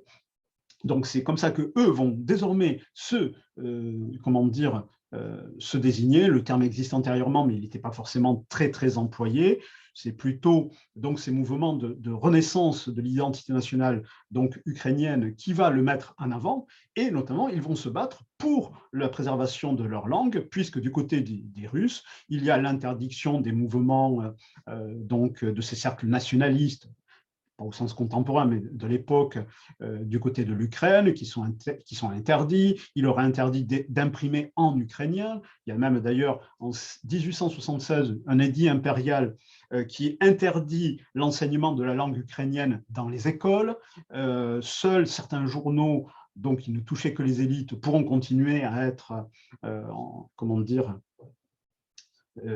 en ukrainien, mais c'est encore une fois très limité, ce qui fait que d'ailleurs ça va expliquer la situation de l'Ukraine aujourd'hui. Vous avez beaucoup de russophones, parce qu'il y a eu cette sorte de coupure forte dans l'enseignement, dans l'administration, dans tout le fonctionnement du pays de la langue ukrainienne. Mais russophone en Ukraine ne veut pas dire russe ethnique, ça veut dire juste, prenons un exemple, le rapprochement s'arrête là, évidemment. En Belgique, vous avez des gens qui parlent français, mais ce n'est pas parce qu'ils parlent français qu'ils se pensent français, ils se pensent belges. Et donc, en Ukraine, vous avez une grande partie de la population qui est, en raison de cette histoire aussi de domination linguistique et d'interdiction dans beaucoup d'endroits de la langue ukrainienne, qui de facto, donc voilà, s'est mis à parler le russe. Mais ça ne veut pas dire que ce sont des Russes ethniques. Zelensky incarne cela en tant que personne. Il est principalement russophone, mais il n'était pas russe ethnique. Ce que j'appelle la russe ethnique, c'est par exemple des Russes qui vont venir à l'époque de Staline, s'installer dans le Donbass et qui, eux, vont garder cette identité russe, comme par exemple du côté de l'Irlande, quand l'Angleterre installera des colons du côté de l'Ulster, eux resteront sur une identité qui se voudra absolument anglaise. Et donc, cette volonté de préservation de leur identité, de leur indépendance, en Ukraine, elle existe depuis cette époque-là. Ce qui fait que quand va intervenir la chute de la dynastie des Tsars, des Romanov, à Saint-Pétersbourg en 1917, lors de la Révolution russe, la première chose que feront les Ukrainiens, c'est de proclamer leur indépendance, de créer une république qui n'est pas à ce moment-là dans le cadre de l'Union soviétique, des soviets voilà, de Lénine. C'est donc ces mouvements indépendantistes, nationalistes ukrainiens qui vont tenter, dans une situation absolument chaotique politiquement, de créer disons, retrouver leur indépendance, comme la Pologne, hein, qui était dans la même situation, puisqu'elle avait disparu des cartes depuis le XVIIIe siècle. Alors, je vous passe le détail de cette république ukrainienne de 1917 à 1922, parce que ça me prendrait trop de temps dans le détail, surtout que ça va être très compliqué, parce qu'ils sont partagés pour se battre contre les Russes, ils doivent s'allier avec les Allemands, mais comme les Allemands ont aussi aidé à l'installation du régime de Lénine à Saint-Pétersbourg dans les accords du traité de Brest-Litovsk, qui est au début de 1918, ils se partagent un petit peu les territoires, et notamment les Allemands redonnent en grande partie le territoire à Lénine, aux troupes soviétiques, sans même parler des conflits contre les Polonais, les conflits avec les Russes blancs. Donc c'est une situation chaotique politiquement autant que militairement. Voilà. Malheureusement, donc, cet État, cette république ukrainienne va être donc défaite militairement, et en 1922, l'URSS, qui a pu recontrôler ses territoires par les armes encore une fois, et pas par la volonté des Ukrainiens, va donc intégrer l'Ukraine dans l'URSS. Et d'ailleurs, au départ, Lénine a mis en place une politique qu'on appelait l'ukrainisation, c'est-à-dire une politique d'ukrainisation, restauration de la langue ukrainienne. Ça, c'était l'idée de Lénine, si vous voulez, du droit des peuples à disposer d'eux-mêmes, ce qui fait que l'Ukraine ne sera pas annexée comme territoire relevant de la Russie, mais comme une république socialiste soviétique ukrainienne. Donc elle est au sein de l'Union soviétique, mais avec une identité. Évidemment, par exemple, Poutine reprochera ça à Lénine, puisqu'il considérera que c'est de là que vient l'indépendantisme ukrainien, alors en fait, que c'est un indépendantisme qui a en fait 3 siècles déjà derrière lui à ce moment-là. Et d'ailleurs, dès que Staline sera au pouvoir, il inversera le mouvement, il mettra fin à l'ukrainisation. Il y aura aussi dans ce cadre-là ce qu'on appelle Holodomor, c'est-à-dire l'extermination par la faim, entre 3 à 5 millions de morts du côté des Ukrainiens, largement instrumentalisé pour casser les mouvements aussi nationalistes en Ukraine, c'est-à-dire les mouvements indépendantistes, parce qu'en fait, dans ces années 30, vous avez aussi des mouvements de résistance armée qui se sont constitués, alors pas tellement physiquement en Ukraine, parce que là c'est difficile, mais à l'étranger. Donc, ils feront d'ailleurs des interventions aussi, il y aura des événements en Ukraine elle-même, mais voilà, donc depuis ce temps-là, il ne faut pas croire que les Ukrainiens étaient dans une histoire d'amour heureuse avec la Russie, non, c'est tout le contraire. Alors, je vous passe un petit peu le détail de cette histoire pour aller à l'essentiel. Lorsqu'intervient la Seconde Guerre mondiale, lors notamment de l'invasion de l'Union soviétique par l'Allemagne, évidemment, les Ukrainiens, quand ils voient y arriver les Allemands, ils les prennent pour des libérateurs. Ils les pensent comme des libérateurs. Ce qui va d'ailleurs expliquer, bon, très vite, ils vont déchanter, hein, parce que les Allemands ne veulent pas une Ukraine indépendante non plus, mais l'ennemi traditionnel pour les Ukrainiens, c'était la Russie. Soviétique ou impériale, c'était la même chose. Donc, on va voir apparaître dans ce cadre-là, comme on l'a connu chez nous en France, comme on l'a connu dans tous les pays occupés par les Allemands, on va voir apparaître des mouvements collaborationnistes avec l'Allemagne nazie, notamment du côté de l'aile la plus radicale des nationalistes ukrainiens, c'est notamment le mouvement, ce qu'on appelle l'UNB de Bandera, de Stéphane Bandera, qui est le nom d'un grand nationaliste. Voilà. Alors, en fait, si vous voulez, Stéphane Bandera, ce qu'il, disons, au point de vue de son position politique, ce n'était pas qu'il était nazi en tant que tel, c'est que pour obtenir l'indépendance contre la Russie, grosso modo, il était prêt à tout, et notamment à s'allier avec l'Allemagne nazie, à rejoindre les armées allemandes contre la Russie, en échange de quoi? En échange de la création d'un État ukrainien, de la reconnaissance d'un État ukrainien. Sauf que cet État indépendant, Hitler n'en voulait pas, ce qui fait qu'il sera envoyé dans un camp de concentration. Alors, il n'y mourra pas, mais Voilà. Alors, après, plus tard, en 1944, face à l'avancée des armées russes, il sera libéré par les Allemands pour reconstituer, disons, des forces, une sorte de légion étrangère, version Waffen-SS, contre l'Allemagne, dans ce cadre, enfin, contre la Russie. Et comme les armées russes avançaient, voilà. Donc, ce qui permettra, dans le discours de la propagande de Poutine, de parler de nazis en Ukraine, de nazis dans le gouvernement ukrainien et d'agiter un spectre qui évidemment est une totale erreur, ou disons c'est de la pure propagande par rapport à l'Ukraine actuelle. Mais c'est ce qui lui permet de tenir notamment ce discours. Malheureusement, vous connaissez tous le détail de cette histoire. De toute façon, l'Allemagne nazie sera défaite, la Russie soviétique reprendra le contrôle de l'Ukraine et de toute une série de pays jusqu'à l'Allemagne, jusqu'à Berlin. Et évidemment, dans ce cadre-là, les Ukrainiens repasseront sur la tutelle russe. Ce qui fait qu'il y a aussi un nombre considérable d'Ukrainiens qui iront du côté des goulags du régime stalinien. Mais il faut savoir que, par contre, en Ukraine même, il y aura des mouvements de résistance, des guérillas, jusque dans les années 50. C'est-à-dire qu'il va y avoir une résistance armée comment dire, aux autorités soviétiques jusqu'à la fin des années 1950. Bon. Ce qui fait que, pour revenir à notre histoire de l'URSS, en 91, quand elle éclate, la première chose que feront les Ukrainiens, c'est notamment un référendum qui est organisé, je crois, le 1er décembre 91, voilà, qui obtient le oui en faveur de l'indépendance par plus de 80%, ce qui va participer donc de l'éclatement de l'Union soviétique. Ce qui fait que, pour aller à l'essentiel, je l'ai dit, l'Ukraine n'est pas un pays russe, elle ne fait pas partie de la Russie, elle n'est pas une création de l'URSS, elle a juste été dans cette domination, comme la Pologne, comme les États baltes, comme la Finlande, sous domination russe pendant plusieurs siècles. Et en face de ça, du côté de la Russie, nous avons une volonté impériale, au sens d'un impérialisme nationaliste, qui va se constituer à peu près au XVIe siècle.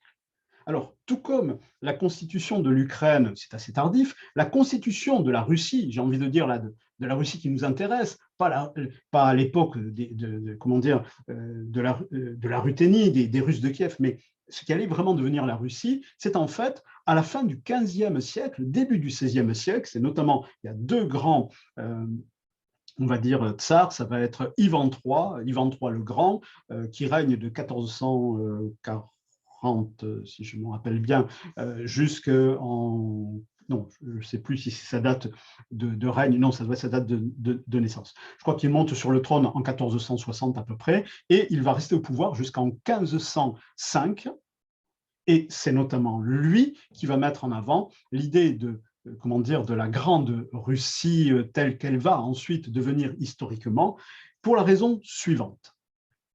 En fait, donc Ivan III, dit le Grand, va épouser, c'est en 1472, il va épouser la nièce du dernier empereur byzantin. Ça va, il faut suivre. Hein. La nièce du dernier empereur byzantin, qui était Constantin XI, qui avait été tué lorsque les Turcs avaient pris Constantinople. Donc là, on montait à 1453. Et en fait, par ce mariage, il va recevoir dans la dot de son épouse, donc de Sophie Paléologue, il va recevoir notamment le blason de l'Empire byzantin, c'est-à-dire le fameux aigle à deux têtes, qui est toujours l'emblème de la Russie aujourd'hui, et il va y avoir dans l'esprit russe, et on a des ecclésiastiques, voilà, qui vont, de grands noms de la Russie, notamment religieuse, qui vont théoriser cela, c'est ce qu'on appelle la théorie de la troisième Rome, qui va considérer qu'à la chute de Constantinople, eh bien, Moscou va prendre la relève, va prendre la suite donc du destin du monde religieux chrétien orthodoxe. Cette théorie en fait de la troisième Rome va donc transférer à Moscou tout cet héritage culturel et tout le modèle de l'empire byzantin que ce soit avec Catherine II de Russie ou beaucoup plus tard, certains tsars de Russie rêveront de reconstituer en repoussant les Ottomans. D'où la quinzaine de guerres d'ailleurs qu'il y aura dans l'histoire entre les Ottomans et les Russes. Et en fait, pour revenir à notre Russie, c'est le petit-fils d'Ivan III, qui s'appelle Ivan IV, c'est lui, Ivan IV le Terrible, qui meurt en 1584, qui se fera appeler la première fois tsar, qui est en fait la version phonétisée de César en russe, qui deviendra pour la première fois tsar de toutes les Russies en 1547, quand il accédera au trône. Donc vous voyez, à cette époque-là, du côté de l'Ukraine, on a une autre histoire, un autre peuple, tout ce qui fait l'histoire d'une nation qui est en train de se constituer. Et du côté russe, ils sont en train de créer leur histoire, leur État. Et évidemment, dans ce contexte-là, évidemment, la Russie autour de la principauté de Moscou va continuer à croître en puissance, et c'est notamment sous le règne de Pierre le Grand, donc qui est le grand tsar de Russie, que va s'engager vraiment la constitution de l'Empire russe. Que ce soit par la prise d'Azov, par exemple, à la fin du XVIIe siècle, qui va permettre pour la première fois à la Russie d'accéder à la mer Noire par la mer d'Azov. Et en fait, après de longues guerres contre la Suède, je vous rappelle qu'il obtient un accès à la Baltique, et donc il va prendre, Pierre le Grand, le titre d'empereur. C'est lui qui se donne ce titre à partir de 1721, c'est-à-dire les 4 dernières années de son règne. Il va désormais se faire appeler empereur de toutes les Russies. Parce que justement, comme au sud ou comme sur les États baltes, enfin dans ces régions-là, il a conquis des territoires qui ne sont pas contrôlés, qui sont contrôlés par la Russie, mais qui ne sont pas de population russe. C'est là où l'idée d'un empire va apparaître. Et je dis bien un empire et pas la Sainte Russie et pas simplement la Russie. D'ailleurs, lui-même se fera appeler impérator, au sens du terme antique. Et en fait, ce titre-là va rester à toute la dynastie des Romanov jusqu'en 1917. Et en fait, cette vision politique, à la fois nationaliste russe, à la fois religieuse, va être poursuivie par tous les autres tsars après lui, et notamment par Catherine II de Russie, parce qu'en fait, c'est Catherine II qui vraiment, pour en tout cas les zones du sud de la Russie de l'époque, c'est-à-dire aujourd'hui de l'Ukraine, elle va engager ces processus de conquête, repoussant les Ottomans, annexant une grande partie de la Russie blanche, c'est-à-dire de la Biélorussie et de l'Ukraine. Et d'ailleurs, elle avait un projet qu'on appelait le projet grec, qui va être porté notamment par donc les frères Orlov dans le cadre d'une expédition maritime du côté de la mer Égée pour tenter de soulever les populations grecques contre les Ottomans. Elle avait l'idée, c'était une sorte de rêve politique, alors évidemment, où elle aurait libéré tous les chrétiens des Balkans de la tutelle ottomane turque, chrétiens en grande partie évidemment orthodoxes, et elle voulait reconstituer donc une sorte d'empire byzantin à Constantinople, une sorte d'empire néo-byzantin, voilà, donc entre le Danube, la Méditerranée, Constantinople, principalement sur des populations bulgares et grecques, qui devaient être d'ailleurs dirigées par un de ses petits-fils, qui était Constantin Pavlovitch. Voilà. Donc, ce projet grec, comme il est appelé dans les textes de l'époque et par les historiens, eh bien, visait à reconstituer l'Empire byzantin sur tous les territoires de l'Empire ottoman, sauf que pour des raisons que vous pouvez comprendre, les choses ne vont pas se faire aussi facilement. Mais en tout cas, dès cette époque-là, il y a cette volonté de disons, pas de récupérer, parce que ça n'a jamais été russe, mais de mettre la main sur toutes les populations orthodoxes en Grèce, en Bosnie, en Serbie, en Albanie, etc. etc. Voilà. Et c'est pour ça que depuis ce temps-là, cet expansionnisme russe, cet impérialisme nationaliste russe, il repose sur des fondements idéologiques qui vont être notamment renforcés au XIXe siècle, après la tentative d'insurrection, de révolution libérale qu'on appelle la révolution décembriste en Russie, puisqu'en fait, c'est principalement sous le tsar Nicolas Ier que va se mettre en place vraiment cette sorte d'idéologie d'État, parce que ça va devenir oui, l'idéologie d'État du régime, qui va être en fait pensée par un ministre très important de Nicolas Ier, qui s'appelait Sergueï Ouvarov, et qui va reposer sur trois piliers, l'orthodoxie, l'autocratie et ce qu'on appelle narosnost, c'est-à-dire le principe national. Et ça va devenir, ça c'est un rapport qu'il remet à Nicolas Ier en 1833, c'est une sorte de programme politique, une sorte, si vous voulez, oui, de modèle pour le fonctionnement donc de l'État russe, de l'Empire russe, et ça va devenir une véritable idéologie d'État. Ça deviendra la devise d'ailleurs impériale, orthodoxie, autocratie et nationalité. Si on le résume, voilà. Et donc vraiment, ça c'est au XIXe siècle, et en fait, bien sûr, il y avait des fondements avant, mais ça se renforce, et ça va reposer sur, en fait, on peut dire, 4 piliers principaux.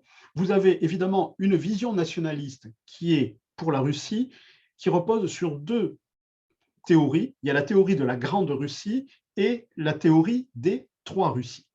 Alors, les 3 Russies, c'est quoi? Eh bien, les 3 Russies, c'est Moscou, Minsk et Kiev. C'est-à-dire la volonté, comme certains ont voulu à d'autres époques reconstituer l'empire de Charlemagne, c'est la volonté de la part des Russes de reconstituer un empire au sens finalement de ce qu'était la Russe de Kiev autour de Moscou, de Minsk et de Kiev. Donc ça, c'est la théorie des 3 Russies. Et évidemment, ce mouvement se ferait par, au point de vue du leadership, la Grande Russie, c'est-à-dire la Russie au sens classique du terme. Évidemment, parce que dans cette conception-là, ils considèrent que c'est la Grande Russie qui est la véritable, la seule héritière de ce modèle identitaire russe et qu'elle a vocation à dominer en quelque sorte les petits Russes, les Russes blancs du côté du Bélarus ou du côté de l'Ukraine. Voilà. Et d'ailleurs, les mots même comment dire, Biélorussie, sont des termes qui viennent des Russes, alors que du côté de la population de Biélorussie, ils ont leur propre terme qui est à peu près équivalent, mais pour eux, ils y sont attachés parce que c'est une façon de ne plus être désigné, encore une fois, par le nom disons, de l'occupant russe, en tout cas du dominant russe, c'est la notion de Bélarus, le Bélarus et non plus la Biélorussie. C'est une façon, si vous voulez, dans une sorte de petite guerre de vocabulaire terminologique, de montrer leurs différences par rapport à la domination russe. Donc, le premier pilier, c'est cette vision nationaliste dite donc des 3 Russies et de la Grande Russie, c'est-à-dire la volonté de constituer un bloc slave homogène avec les peuples pensés comme étant constitutifs. Ensuite, vous avez l'idée comme deuxième pilier de la doctrine de la Troisième Rome, c'est-à-dire où la Russie a une destinée providentielle à dominer le monde, voulue par Dieu. Il ne faut pas oublier que dans la guerre contre l'Ukraine, là, les considérations religieuses sont omniprésentes du point de vue russe. On aura peut-être l'occasion d'en discuter, mais les considérations religieuses, l'implication du patriarcat de Moscou est complète dans la légitimisation de cette intervention en Russie, non, pas de cette intervention, de cette guerre contre l'Ukraine. D'ailleurs, cette doctrine de la Troisième Rome, ce n'est pas simplement un destin qui est pensé comme si c'était la providence divine qui le voulait, c'est aussi un modèle politico-religieux où l'Église va rentrer en symbiose avec l'État, c'est-à-dire avec le régime autocratique russe. Alors, ça, c'est quelque chose qui commence très tôt en Russie, puisqu'en fait, c'est un débat qui va animer l'Église orthodoxe russe à l'époque d'Ivan III sur le modèle de fonctionnement dans les relations entre l'Église et l'État.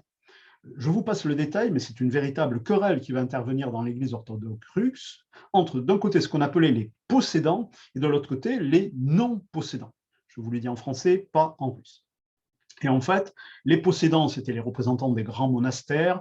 Les non-possédants, au contraire, c'était plutôt ceux qui considéraient que l'Église devait être détachée des choses temporelles et de la richesse pour se consacrer aux affaires spirituelles.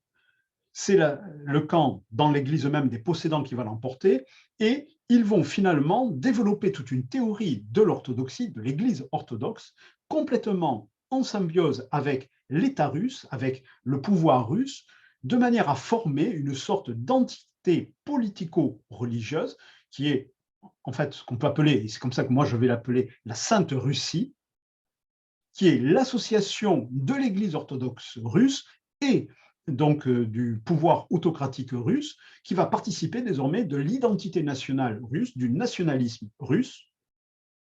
Et c'est d'ailleurs pour ça qu'en raison de ce symbiotisme avec la religion orthodoxe, ou plutôt le patriarcat donc de Moscou, eh bien désormais, dans cette volonté coloniale, parce que c'est comme ça qu'il faut l'appeler du côté russe, il y aura la volonté donc de défendre l'ensemble du monde orthodoxe, de se faire les champions du monde orthodoxe, que ce soit dans les Balkans, que ce soit en Grèce, que ce soit voilà, même en Terre Sainte, et aussi du côté des peuples slaves.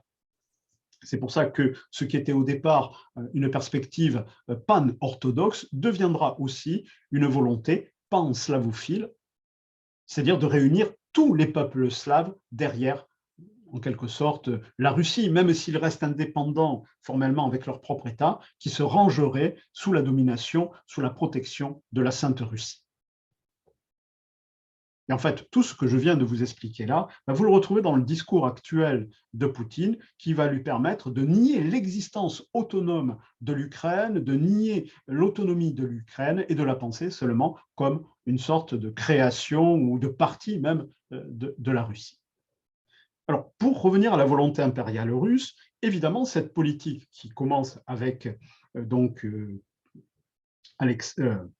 Pierre le Grand va être continuée par ses successeurs et elle va se traduire, à côté de ses fondements idéologiques, par aussi une sorte d'axe géopolitique et géostratégique permanent. Là, c'est facile pour nous les historiens parce que c'est le même depuis le début, c'est l'accès aux mers chaudes et aux mers libres. Donc, ce sera du côté donc, du sud de la Russie l'accès à la mer Noire. Alors, pour accéder à la mer Noire, il va falloir annexer les territoires de l'Hetmanat cosaque, il va falloir annexer tous ces territoires qui dépendaient du Khanat de Crimée, etc., pour pouvoir y accéder. Et si ce n'est pas de ce côté-là, ce sera aussi, ne l'oubliez pas, du côté de la Baltique. Et là, vous avez vraiment une sorte de vision géopolitique autant que géostratégique permanente depuis le XVIIIe siècle qui va expliquer tous les axes d'expansion territoriaux, de colonisation de la Russie, qui va se faire principalement dans 6 grandes directions. Alors, vers l'ouest, c'est les pays baltes, c'est la Pologne, c'est la Finlande. Bon, la Pologne, je vous rappelle qu'elle est dépecée par trois déplacements successifs en 1772, 1793 et 1795. Voilà, ce qui fait qu'elle disparaît carrément des cartes. La Finlande, elle est annexée, c'est Alexandre Ier, c'est une sous-conséquence des guerres napoléoniennes, c'est en 1809. Voilà. Alors, ça, c'est donc du côté de l'ouest, mais vers le sud, du côté de la mer Noire, vous comprenez bien que dans cette vision-là, l'objectif, ce n'est pas de se contenter simplement des côtes du sud de l'Ukraine, comme la région d'Odessa. C'est la volonté de contrôler ce qu'on appelait la Bessarabie, c'est-à-dire la Moldavie actuelle, de contrôler les bouches du Danube, d'aller en fait jusqu'à Constantinople. Et une des conséquences de cela, ce sera d'ailleurs une grande guerre au XIXe siècle, ce sera ce qu'on appelle la guerre de Crimée, qui opposera la Russie de l'époque à l'Empire ottoman, allié avec la France, l'Angleterre et l'Italie. Ce qui fait qu'à Paris, si vous avez quelques stations de métro voilà, qui s'appellent Sébastopol et autres, c'est à cause de cette guerre de Crimée 1853-1856. Donc ça, c'est une volonté d'expansion, si vous voulez, des Russes du côté de la principauté de Moldavie, qui à l'époque était vassale de l'Empire ottoman. Voilà. Et en fait, dans l'esprit des plus radicaux, aujourd'hui, du côté du Kremlin, il y a une volonté, bien sûr, de continuer au-delà de l'Ukraine, c'est-à-dire de rétablir ces anciens territoires qui, à un moment donné, avaient été conquis par la Russie. Alors, si ça, c'est du côté de la mer Noire, vous avez aussi l'axe du Caucase. Et là, je passe notamment une des cartes que vous avez. Toutes les régions comme l'Azerbaïdjan, l'Arménie, la Géorgie ou la Tchétchénie ou le Daghestan n'étaient pas des territoires russes, mais ils vont être conquis notamment par des guerres très dures, très violentes au cours du XIXe siècle.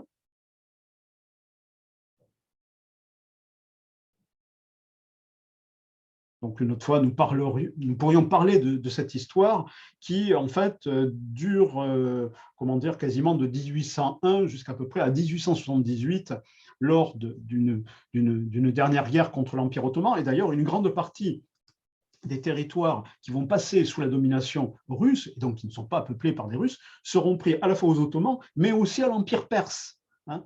Il ne faut pas l'oublier dans cette histoire. Et à côté donc de cet axe du côté du Caucase, vous avez aussi toute la direction de l'Extrême-Orient. Ça va être, depuis le XVIIe siècle, un mouvement, une sorte de course vers l'Extrême-Orient, l'Oural, la Sibérie, création par exemple d'Irkoutsk, ça doit être en 1632, quelque chose comme ça, au bord du lac Baïkal. Ils arrivent sur l'océan Pacifique en 1640. Ils conquéreront, enfin ils coloniseront l'Alaska, ils franchiront le détroit de Bering dans les années 1740. L'Alaska, en fait, ne sera vendu aux États-Unis qu'en 1867. Bon. Et en fait, d'ailleurs, une partie de cette expansion vers l'Extrême-Orient, ce sera du côté de la Chine, notamment ce qu'on appelle toute la rive nord du fleuve Amour, où les Russes vont s'implanter. Bon, c'est là où ils créeront Vladivostok, c'est là où il y aura Port Arthur, qui sera un port important, et c'est là où d'ailleurs interviendra un conflit contre notre empire, l'Empire du Japon en 1905, mais là qui sera perdu par les Russes. Et d'ailleurs, il y a une île qui est toujours l'objet des tensions géopolitiques entre la Russie et le Japon. En fait, c'est l'île de Sakhaline. Bon, je n'ai pas le temps de m'arrêter là-dessus, mais voilà, les tensions sont permanentes depuis ce temps-là. Et à côté de ces axes vers l'Extrême-Orient, vous avez tous les axes vers l'Asie centrale, c'est-à-dire les khanats des territoires ouzbeks, Boukhara, Khiva, Kokand, toute la partie du Kazakhstan, annexée, je crois, c'était en 1847, quelque chose comme ça, de mémoire. Voilà. Donc, c'est là où d'ailleurs les Russes vont se confronter aux Britanniques avec ce qu'on appelle le grand jeu, c'est-à-dire ces rivalités anglo-russes puisque les Russes voulaient en quelque sorte, en passant par l'Asie centrale, atteindre les mers chaudes du côté de l'océan Indien, sauf que là, ils vont tomber sur l'Empire britannique. Et dans le même temps, il y a aussi un axe qu'il ne faut pas oublier, c'est en Europe centrale, dans les pays slaves, c'est-à-dire en Bulgarie, en Serbie, en Roumanie, c'est-à-dire tous ces États qui vont se constituer en se libérant de la tutelle ottomane et qui, depuis ce temps-là, sont toujours dans l'œil, on va dire, à la fois pan-orthodoxe et pan-slave du côté de Moscou. Voilà. Donc, vous voyez, on pourrait comme ça faire une longue histoire de cette volonté impériale qui commence en 1721 officiellement avec Pierre le Grand, même si elle est déjà actée déjà. Et en fait, ce qui va se passer en 1917, quand on arrive à l'URSS, eh bien, en fait, l'URSS se soviétise au point de vue du modèle politique, d'accord ? Mais comme ça reste des Russes, dans un cadre russe, eh bien, ils vont continuer exactement la même politique en termes d'expansion géopolitique, géostratégique. C'est pour ça que dès que Staline le pourra, il occupera l'île de Sakhaline, etc., etc. Enfin, voilà. Donc, on va avoir, dans le cadre de l'URSS, un changement politique certes très important, mais finalement, on passe d'un régime autocratique, donc des tsars, à un régime autocratique de tsar rouge, permettez-moi l'image, et on va continuer la même politique, avec la constitution désormais d'un empire russe soviétique, c'est-à-dire l'ancien empire russe qui est soviétisé, et on ira d'ailleurs au-delà, puisque c'est grâce notamment aux victoires de l'armée rouge lors de la Deuxième Guerre mondiale que la Russie mettra la main sur Kaliningrad, que des territoires pourront être pris à la Roumanie, à la Pologne. Voilà, d'ailleurs, c'est pour ça que Poutine peut dire que l'Ukraine est une création de l'URSS, parce qu'à la sortie de la Deuxième Guerre mondiale, l'URSS va prendre certains territoires à la Roumanie, à la Pologne, et va les affecter au territoire de l'Ukraine. Et ce qui va intervenir après l'URSS, lorsque Poutine va accéder au pouvoir, ça va être la volonté de restaurer la grandeur de la Russie et de l'Empire russe.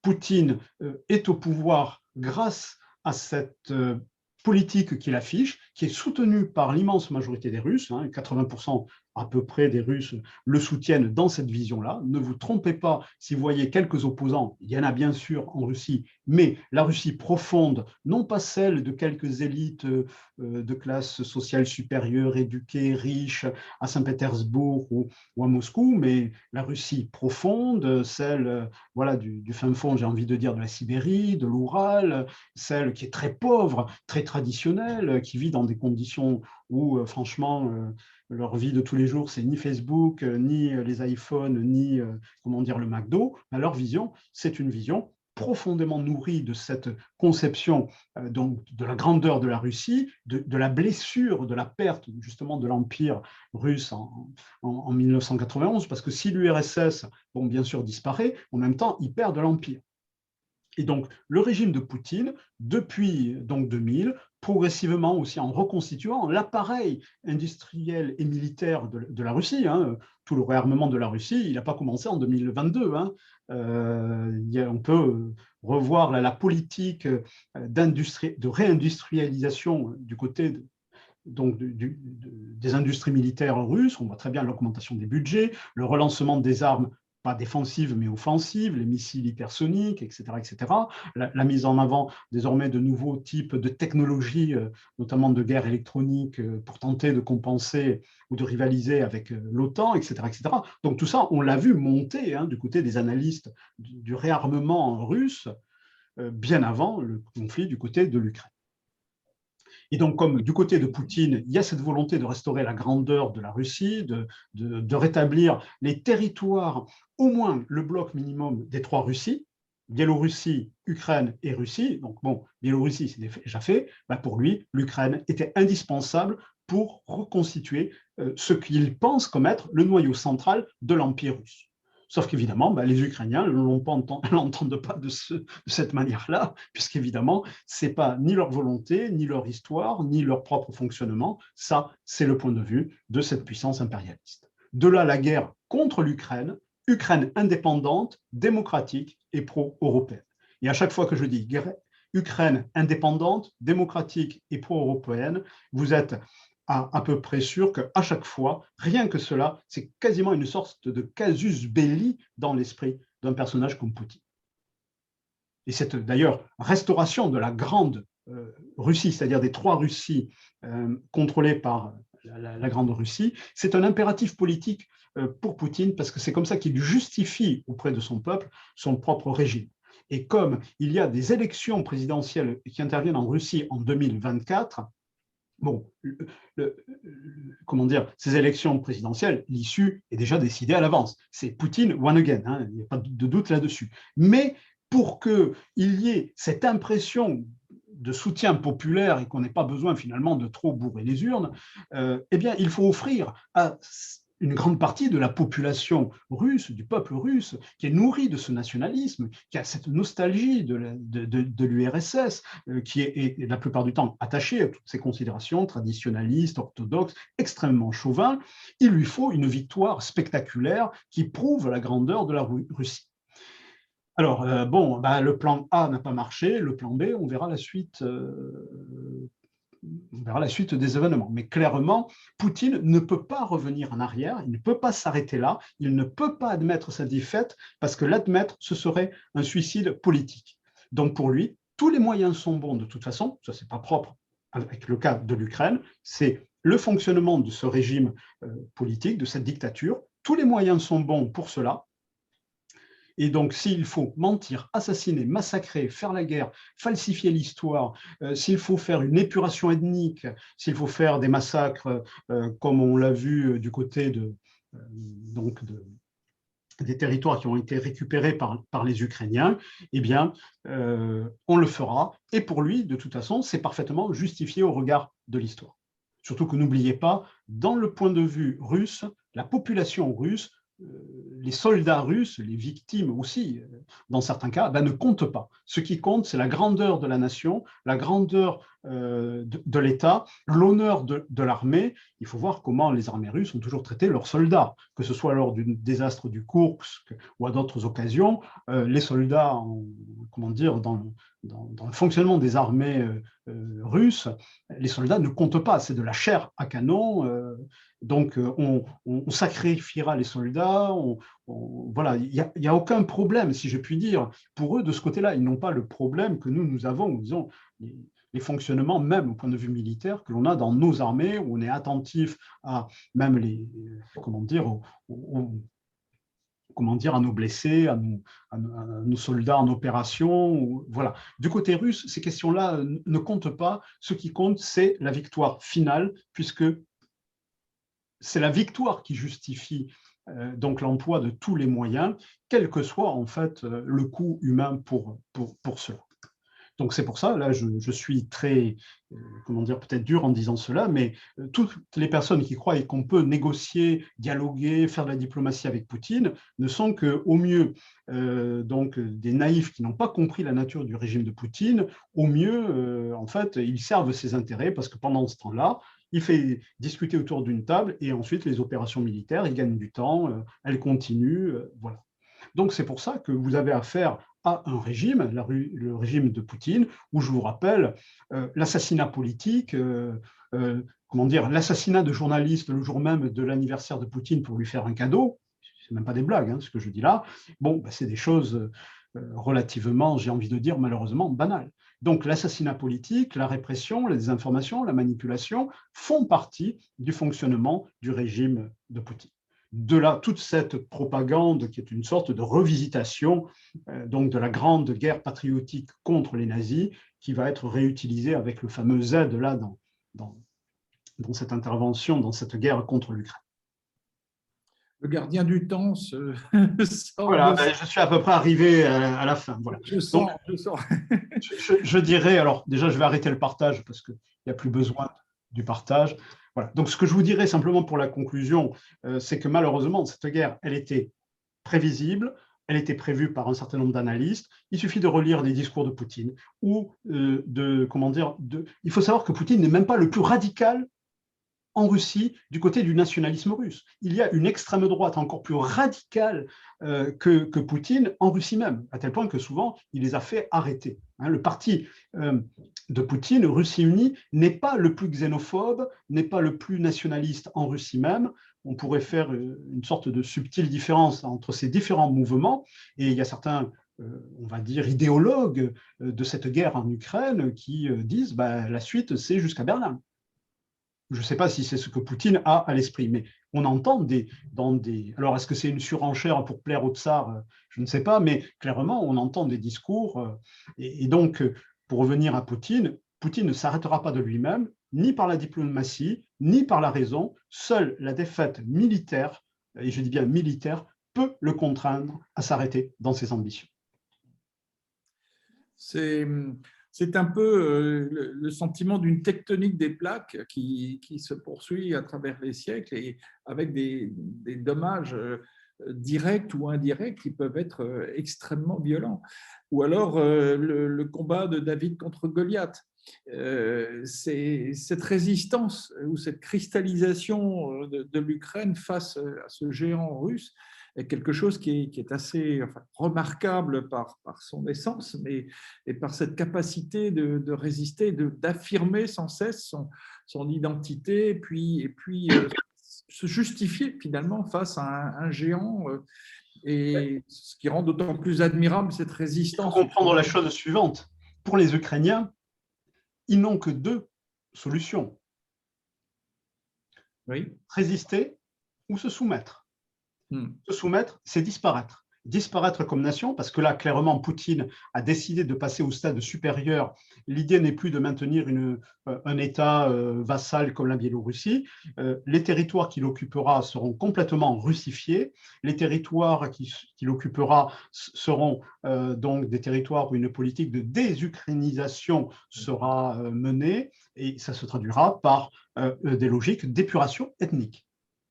Donc, toutes les pires images qu'on connaît dans d'autres types de conflits en raison de choses de cet ordre-là, nous les aurons dans les territoires qui seront contrôlés par la Russie. Parce que comme il a compris, là il n'est pas stupide, qu'il ne pourra pas faire rentrer ces gens-là, parce qu'il pensait au départ que ça allait se passer comme une grande marche victorieuse, applaudie par tout le monde. Non. Donc là, il s'est bien rendu compte qu'ils n'en veulent pas. Donc, il a bien compris qu'il ne peut pas les intégrer comme tels. Donc, soit il faut les envoyer dans des camps de rééducation, j'ai envie de dire. D'ailleurs, il y a des choses comme ça qu'il faudrait peut-être, on connaîtra le détail d'ici. Malheureusement, je pense, quand les opérations militaires finiront, de populations ukrainiennes qui ont été emmenées en Russie. Vous comprenez bien que les Russes ne vont pas les laisser retourner en Ukraine tranquillement comme ça. Non, non.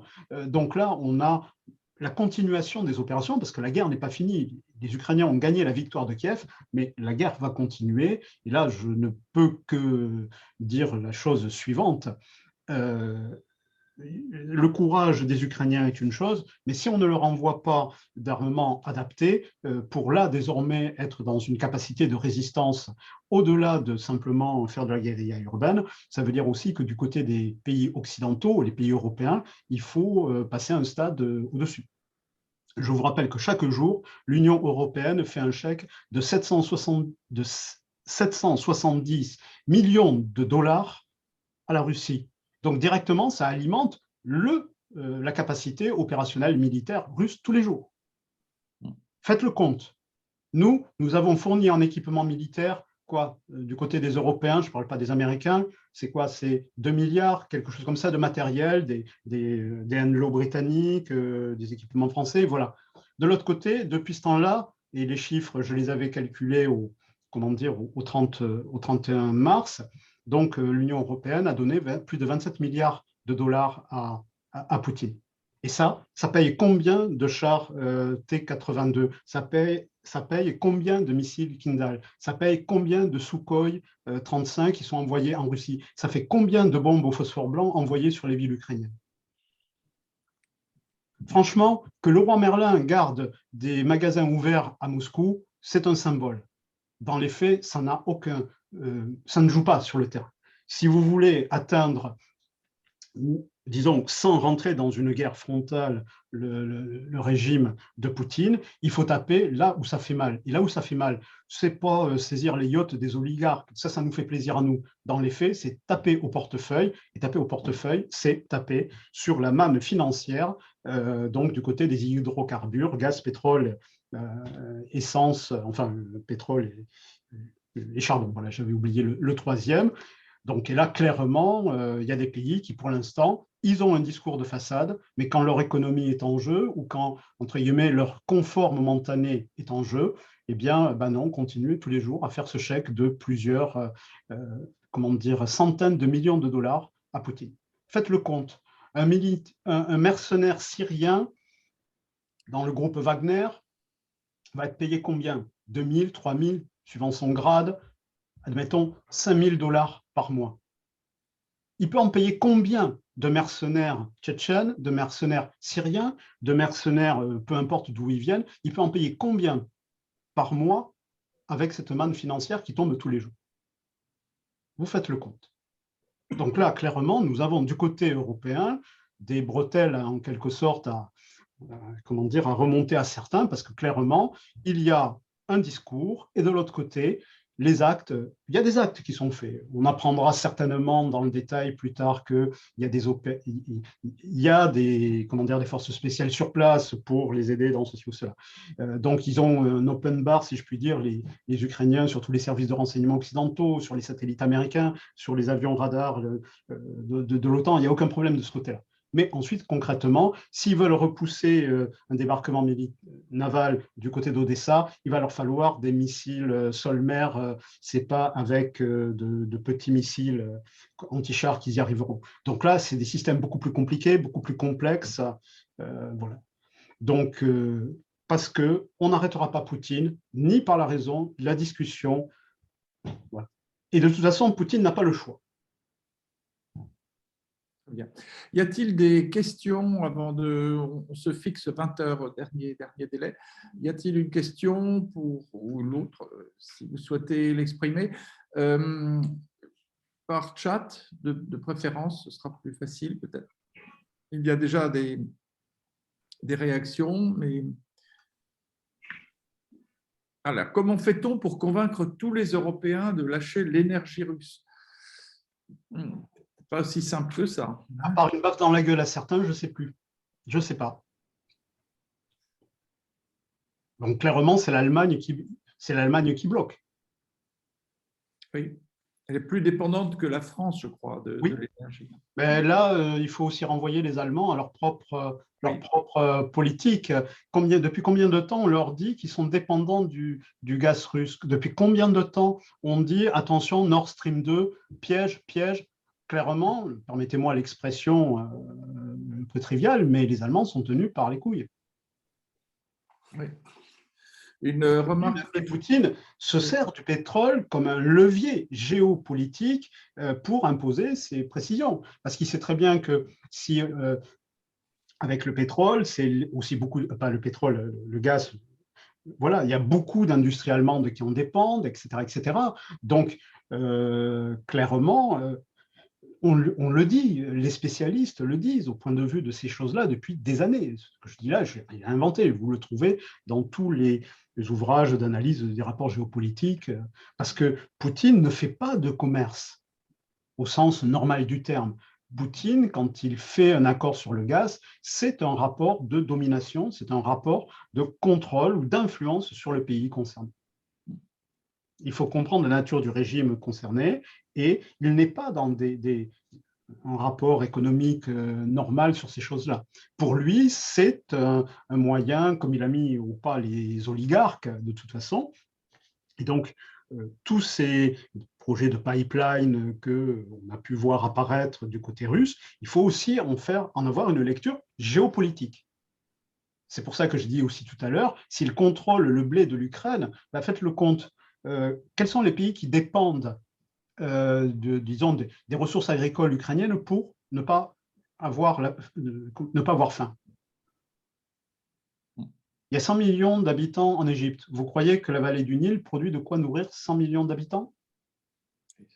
Algérie, Tunisie, tous les pays du Maghreb, et on peut le dire pour des pays du côté aussi de l'Afrique ou dans d'autres régions, sont dépendantes des exportations ukrainiennes ou russes. Et donc, clairement, s'ils coupent le levier, vous voyez les conséquences, ou alors ça veut dire qu'il va pouvoir avoir une implantation dans ces pays-là parce que c'est un dispositif de contrôle. Emmanuel qui dit que c'est beau de vouloir faire un grand empire, mais à quoi bon? Les Russes ont déjà des ressources extraordinaires et ils n'arrivent même pas à relever le niveau social du peuple russe. Le peuple ce qu'il faut comprendre, c'est qu'en Russie, il ne fonctionne pas avec ce que vous pensez là. Non, non. La question n'est pas le niveau de la retraite de la babouchka dans un oblast quelconque qui cultive un lopin de terre et 3 poules, pas du tout. Ce qui compte, c'est la primauté de la nation, la grandeur de l'État, la grandeur de la Sainte Russie. Et donc, les gens pourront ne pas avoir de service public, pas d'hôpital, quoi que ce soit, mais il y aura toujours suffisamment de roubles pour dorer à la feuille d'or les bulbes de l'église orthodoxe du village. Ça, jusqu'au fin fond du Kamtchatka, ils trouvent toujours du financement pour le faire. Les priorités dans le fonctionnement russe ne sont absolument pas les mêmes que ce que nous, en tant qu'occidentaux, nous avons. Et donc, nous pensons de manière souvent très erronée par rapport à l'esprit russe. L'esprit russe, les sanctions, ils ne renverseront pas Poutine. Ils feront bloc derrière lui.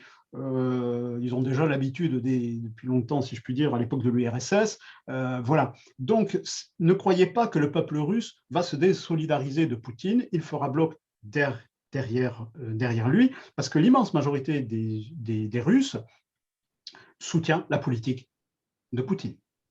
Et ils sont d'accord avec lui. Je crois que nous allons conclure. En tout cas, Éric, c'est tout à fait remarquable. On a beaucoup d'éloges sur cette intervention. C'est un éclairage historique qui est, je pense, indispensable pour comprendre et replacer un petit peu les vérités. Hein. On a tendance à les oublier, à oublier un peu cette différence de vision, différence de conception de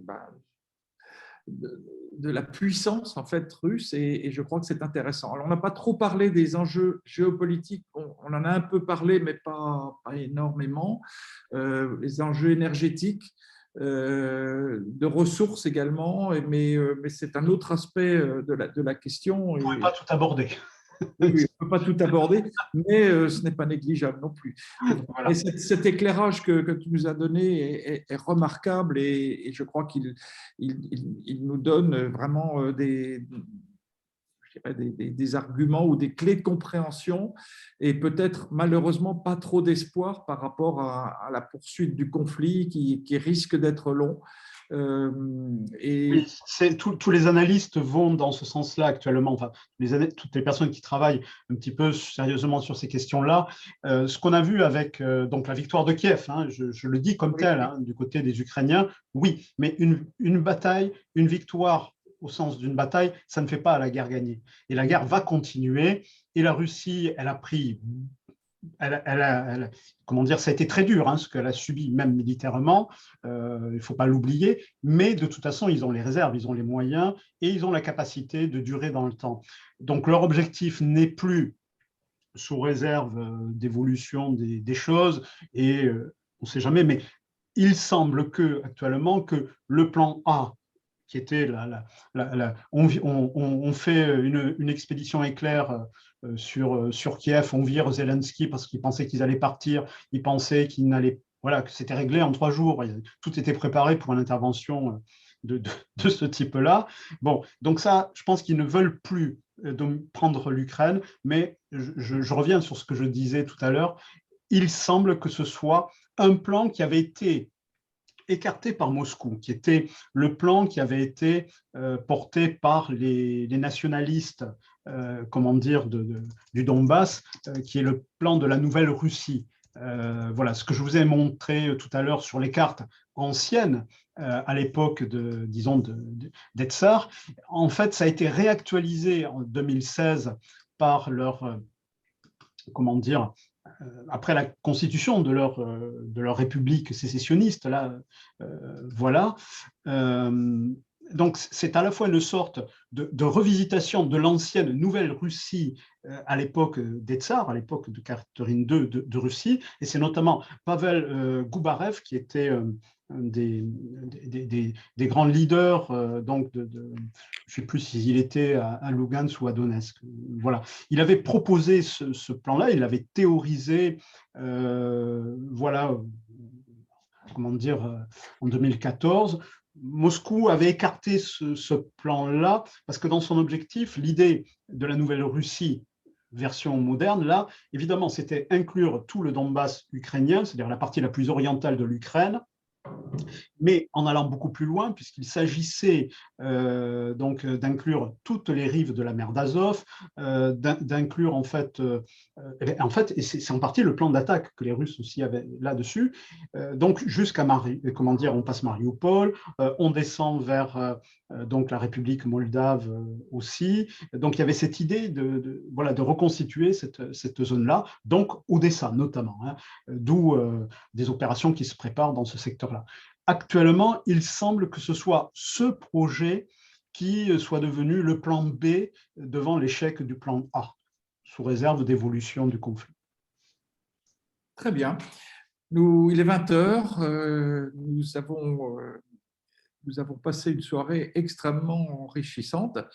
Un début de soirée, nous espérons vous retrouver sur cette antenne, comme on dit, très bientôt pour d'autres sujets. Et je pense que nous étions plus de 70 ce soir à t'écouter, Eric, et encore un très, très grand merci pour Voilà. ces éléments de compréhension. Voilà, c'était ma modeste contribution pour, comment dire, de soutien à l'Ukraine dans ce contexte-là. Infiniment. Voilà. Et je sais pas le sujet d'aujourd'hui, mais je pense que vous pouvez, à la tonalité de ce que j'ai dit à certaines occasions, je pense que vous pouvez deviner ce que je pense de ce qu'on devrait appeler en France la 5e et 6e colonne de Poutine. Oui. En tout cas, la 5e et la 6e colonne de la propagande de Poutine. Oui, oui, tout à fait. Voilà. Merci à tout le monde. Si de toute façon, on ne sait jamais, il y avait des questions, en tout cas des questions, vraiment, vous voudriez me poser des questions, vous avez mes coordonnées dans les documents que je vous ai transmis, donc vous pouvez envoyer un petit mail, le secrétariat fera passer de toute façon. Voilà. Et la conférence a été enregistrée, elle sera donc mise en ligne, enfin à votre disposition pour la réécouter. Avec beaucoup Voilà. Merci à tout le monde, merci derrière les écrans. À bientôt. Voilà. Bonne soirée.